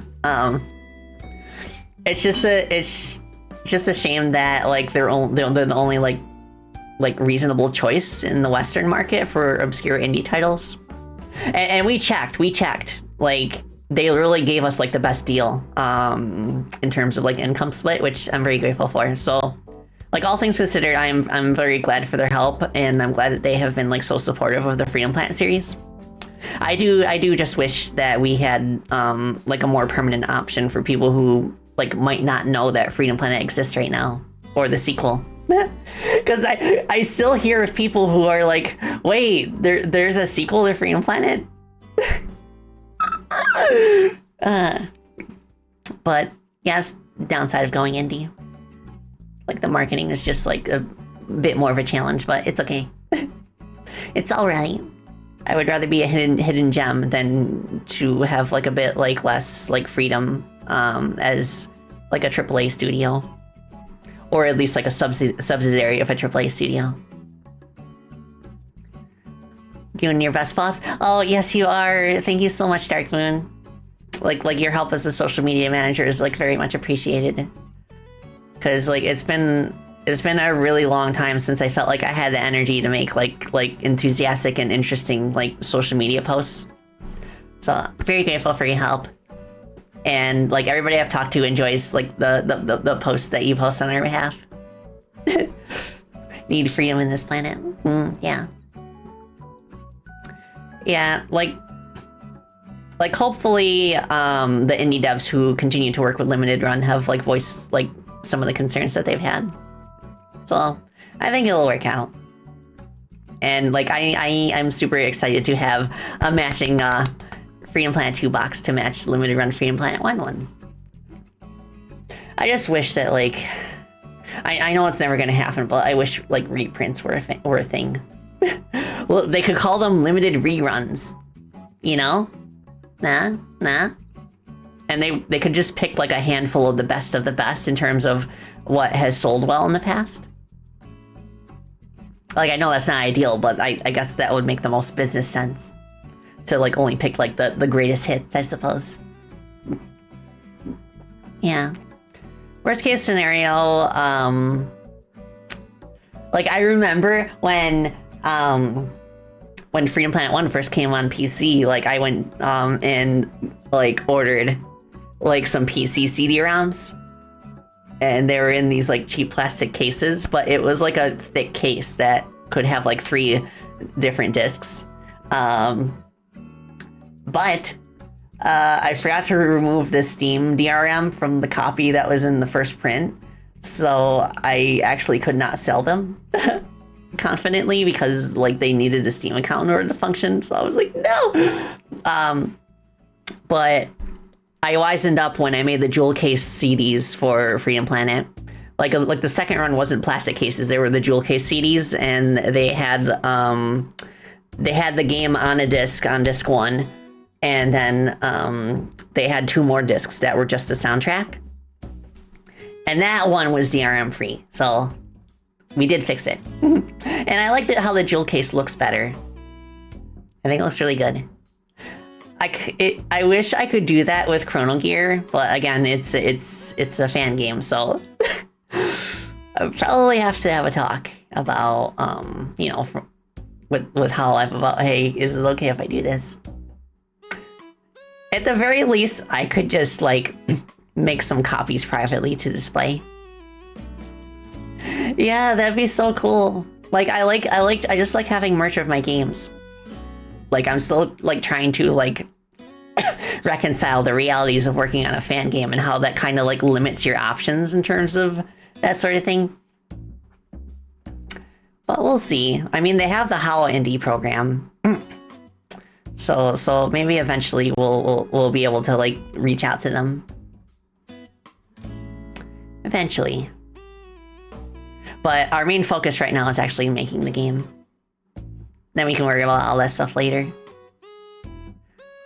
Oh, what the heck? Yeah, I just got like an email notification. Okay, I see. Yeah. I've been in a bookworm vibe this month. Cause like, you know, it's winter, like we're in hibernation, we always have like the fire going at night. It just gets me into like a book reading mood. So like I've got a few more books coming on the way, which are like, yeah. I heard that Layla is found another publisher to do like a second print run of the Alancia series. I'm definitely gonna get that.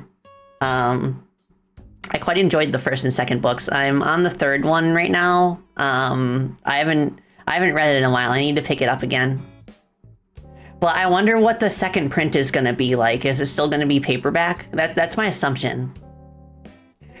But like hopefully they will let her use the artist that she wants to use for the cover art. Because with her previous publisher, I remember her telling me that like she had to go with an artist that they picked, and I could kind of tell because the way the characters are drawn on the cover of the book is like not entirely accurate. But yeah, I'm excited to hear more about that. I've been checking into her Blue Sky account every now and then for updates. I think it's gonna be in the next like few months. Gaming Skull, hello. Hi. Yeah, we're just wrapping things up right now. Thank you so much for the follow as well. I hope you're doing well. Yeah, I'm Spacey Barthotelli. I'm a gadgeteer bat and a game developer. Most known for being the producer of the Freedom Planet series. And if you check the link in the pinned messages, Limited Run Games is doing like a physical edition of one of our games, Freedom Planet 2. Yeah. Very cool stuff. I should talk to them and see if I can get copies for the team, like directly from them. They usually have a better deal for the devs. And that way, I'll have like a decent number of copies to like make available down the road after the campaign ends. That's like an ICO American box art situation. Oh yeah, there have been some box art bangers in the past in terms of like the dissonance between the box art and the game itself. You know, one of the more famous ones being Phalanx for the Super Nintendo. And then like, you know, the infamous bad box art Mega Man, which they intentionally replicated that bad box art style for Mega Man 9 and Mega Man 10. Oh yeah, and Angry Kirby. Makes me wonder what an Americanized like 90s style box art would be for either Freedom Planet game or even Chrono Gear. It might be cool to see like a box art for Chrono Gear in a deliberate like Western style. Yeah, I'll have to talk to the team about that, see if they know anybody. That might be funny. Just Lilac with angry eyebrows. Yeah, literally the only change from the usual box art would be that she's mad. Realistic dragon girl. Yeah. Oh, Gaming Soul, thank you for care combo. Okay, I'll take Sippy and Stretchy.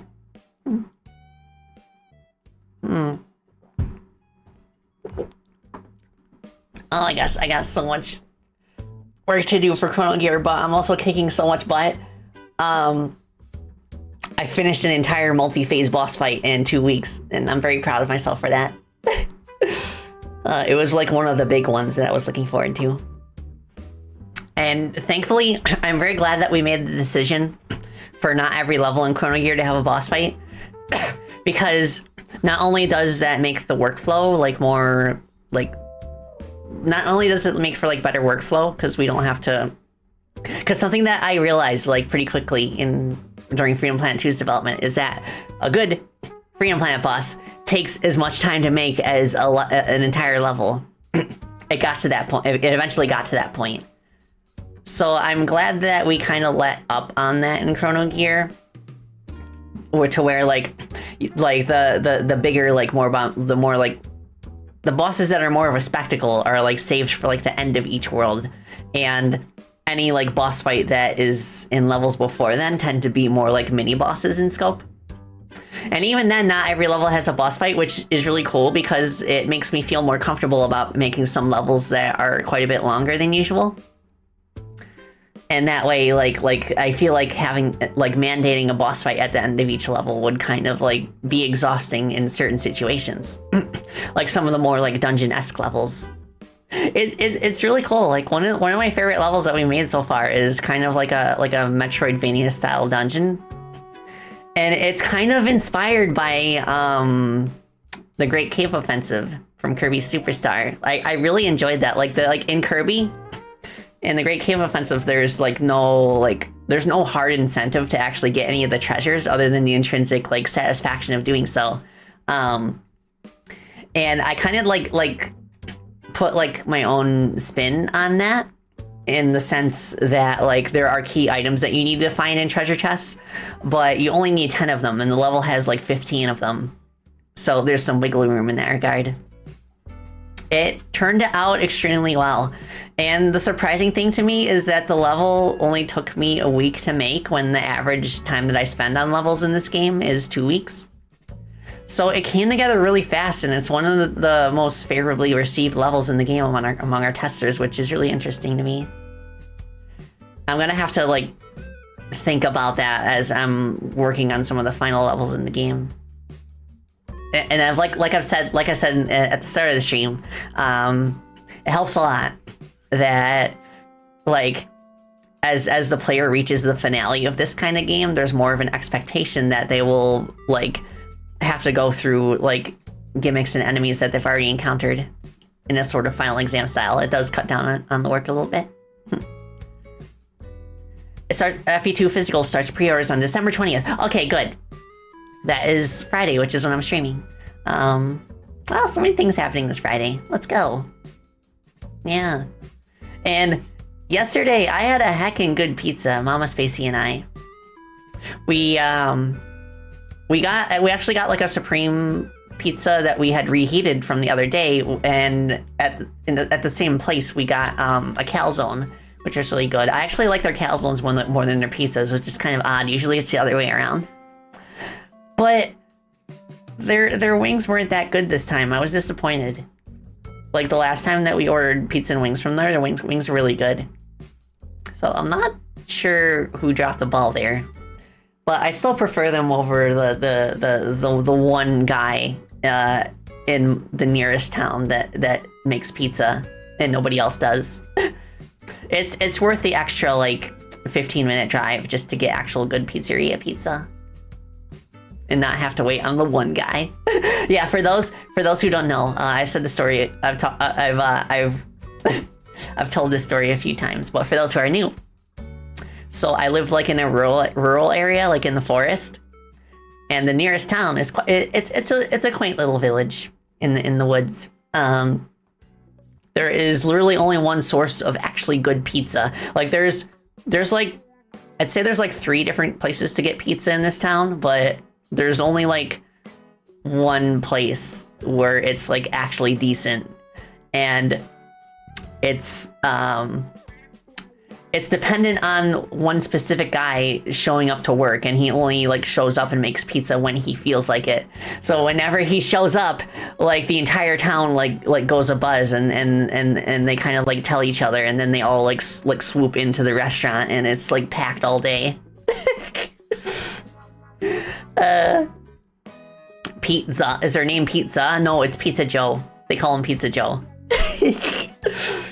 So it's nice that we're starting to find alternatives, because he's getting a little more picky about when he feels like going into work, because he knows he kind of like has a monopoly on pizza in the village. So I guess the moral of the story is competition is good. But yeah, we have found a very good alternative. So now we can actually have like pizza celebrations and not have to like worry about having to reschedule it constantly. And I mean, that's not to say that we can't make our own homemade pizza, but there's just something like, there's just like a different feel to like just going out to a pizzeria and just having like a big like greasy one with buffalo wings. But Mama Spacey does make good homemade pizza as well. Yeah, the moral of the story is pizza. Oh, now I want pizza. But well, I'm sure we'll figure out something good to cook for dinner. But in the meantime, let's see if there's somebody that we can raid into.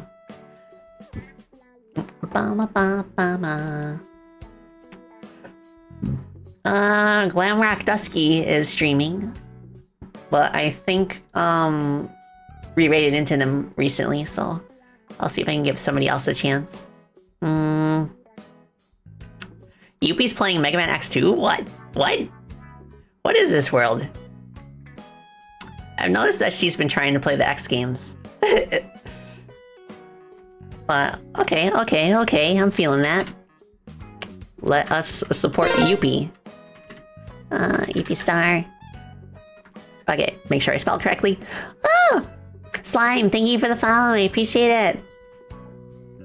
Alright, Alex posted our raid message if you are not subscribed to me. If you are, Ed Shrive posted the subscribe message. But yes, thank you all so much for hanging out with me. It's really good to be back. And like back on my usual Tuesday, Thursday, Friday schedule. Yeah.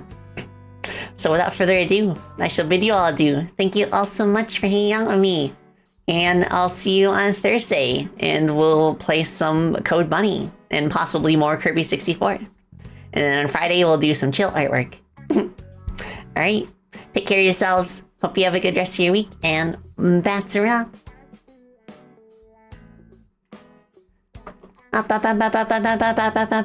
Bye.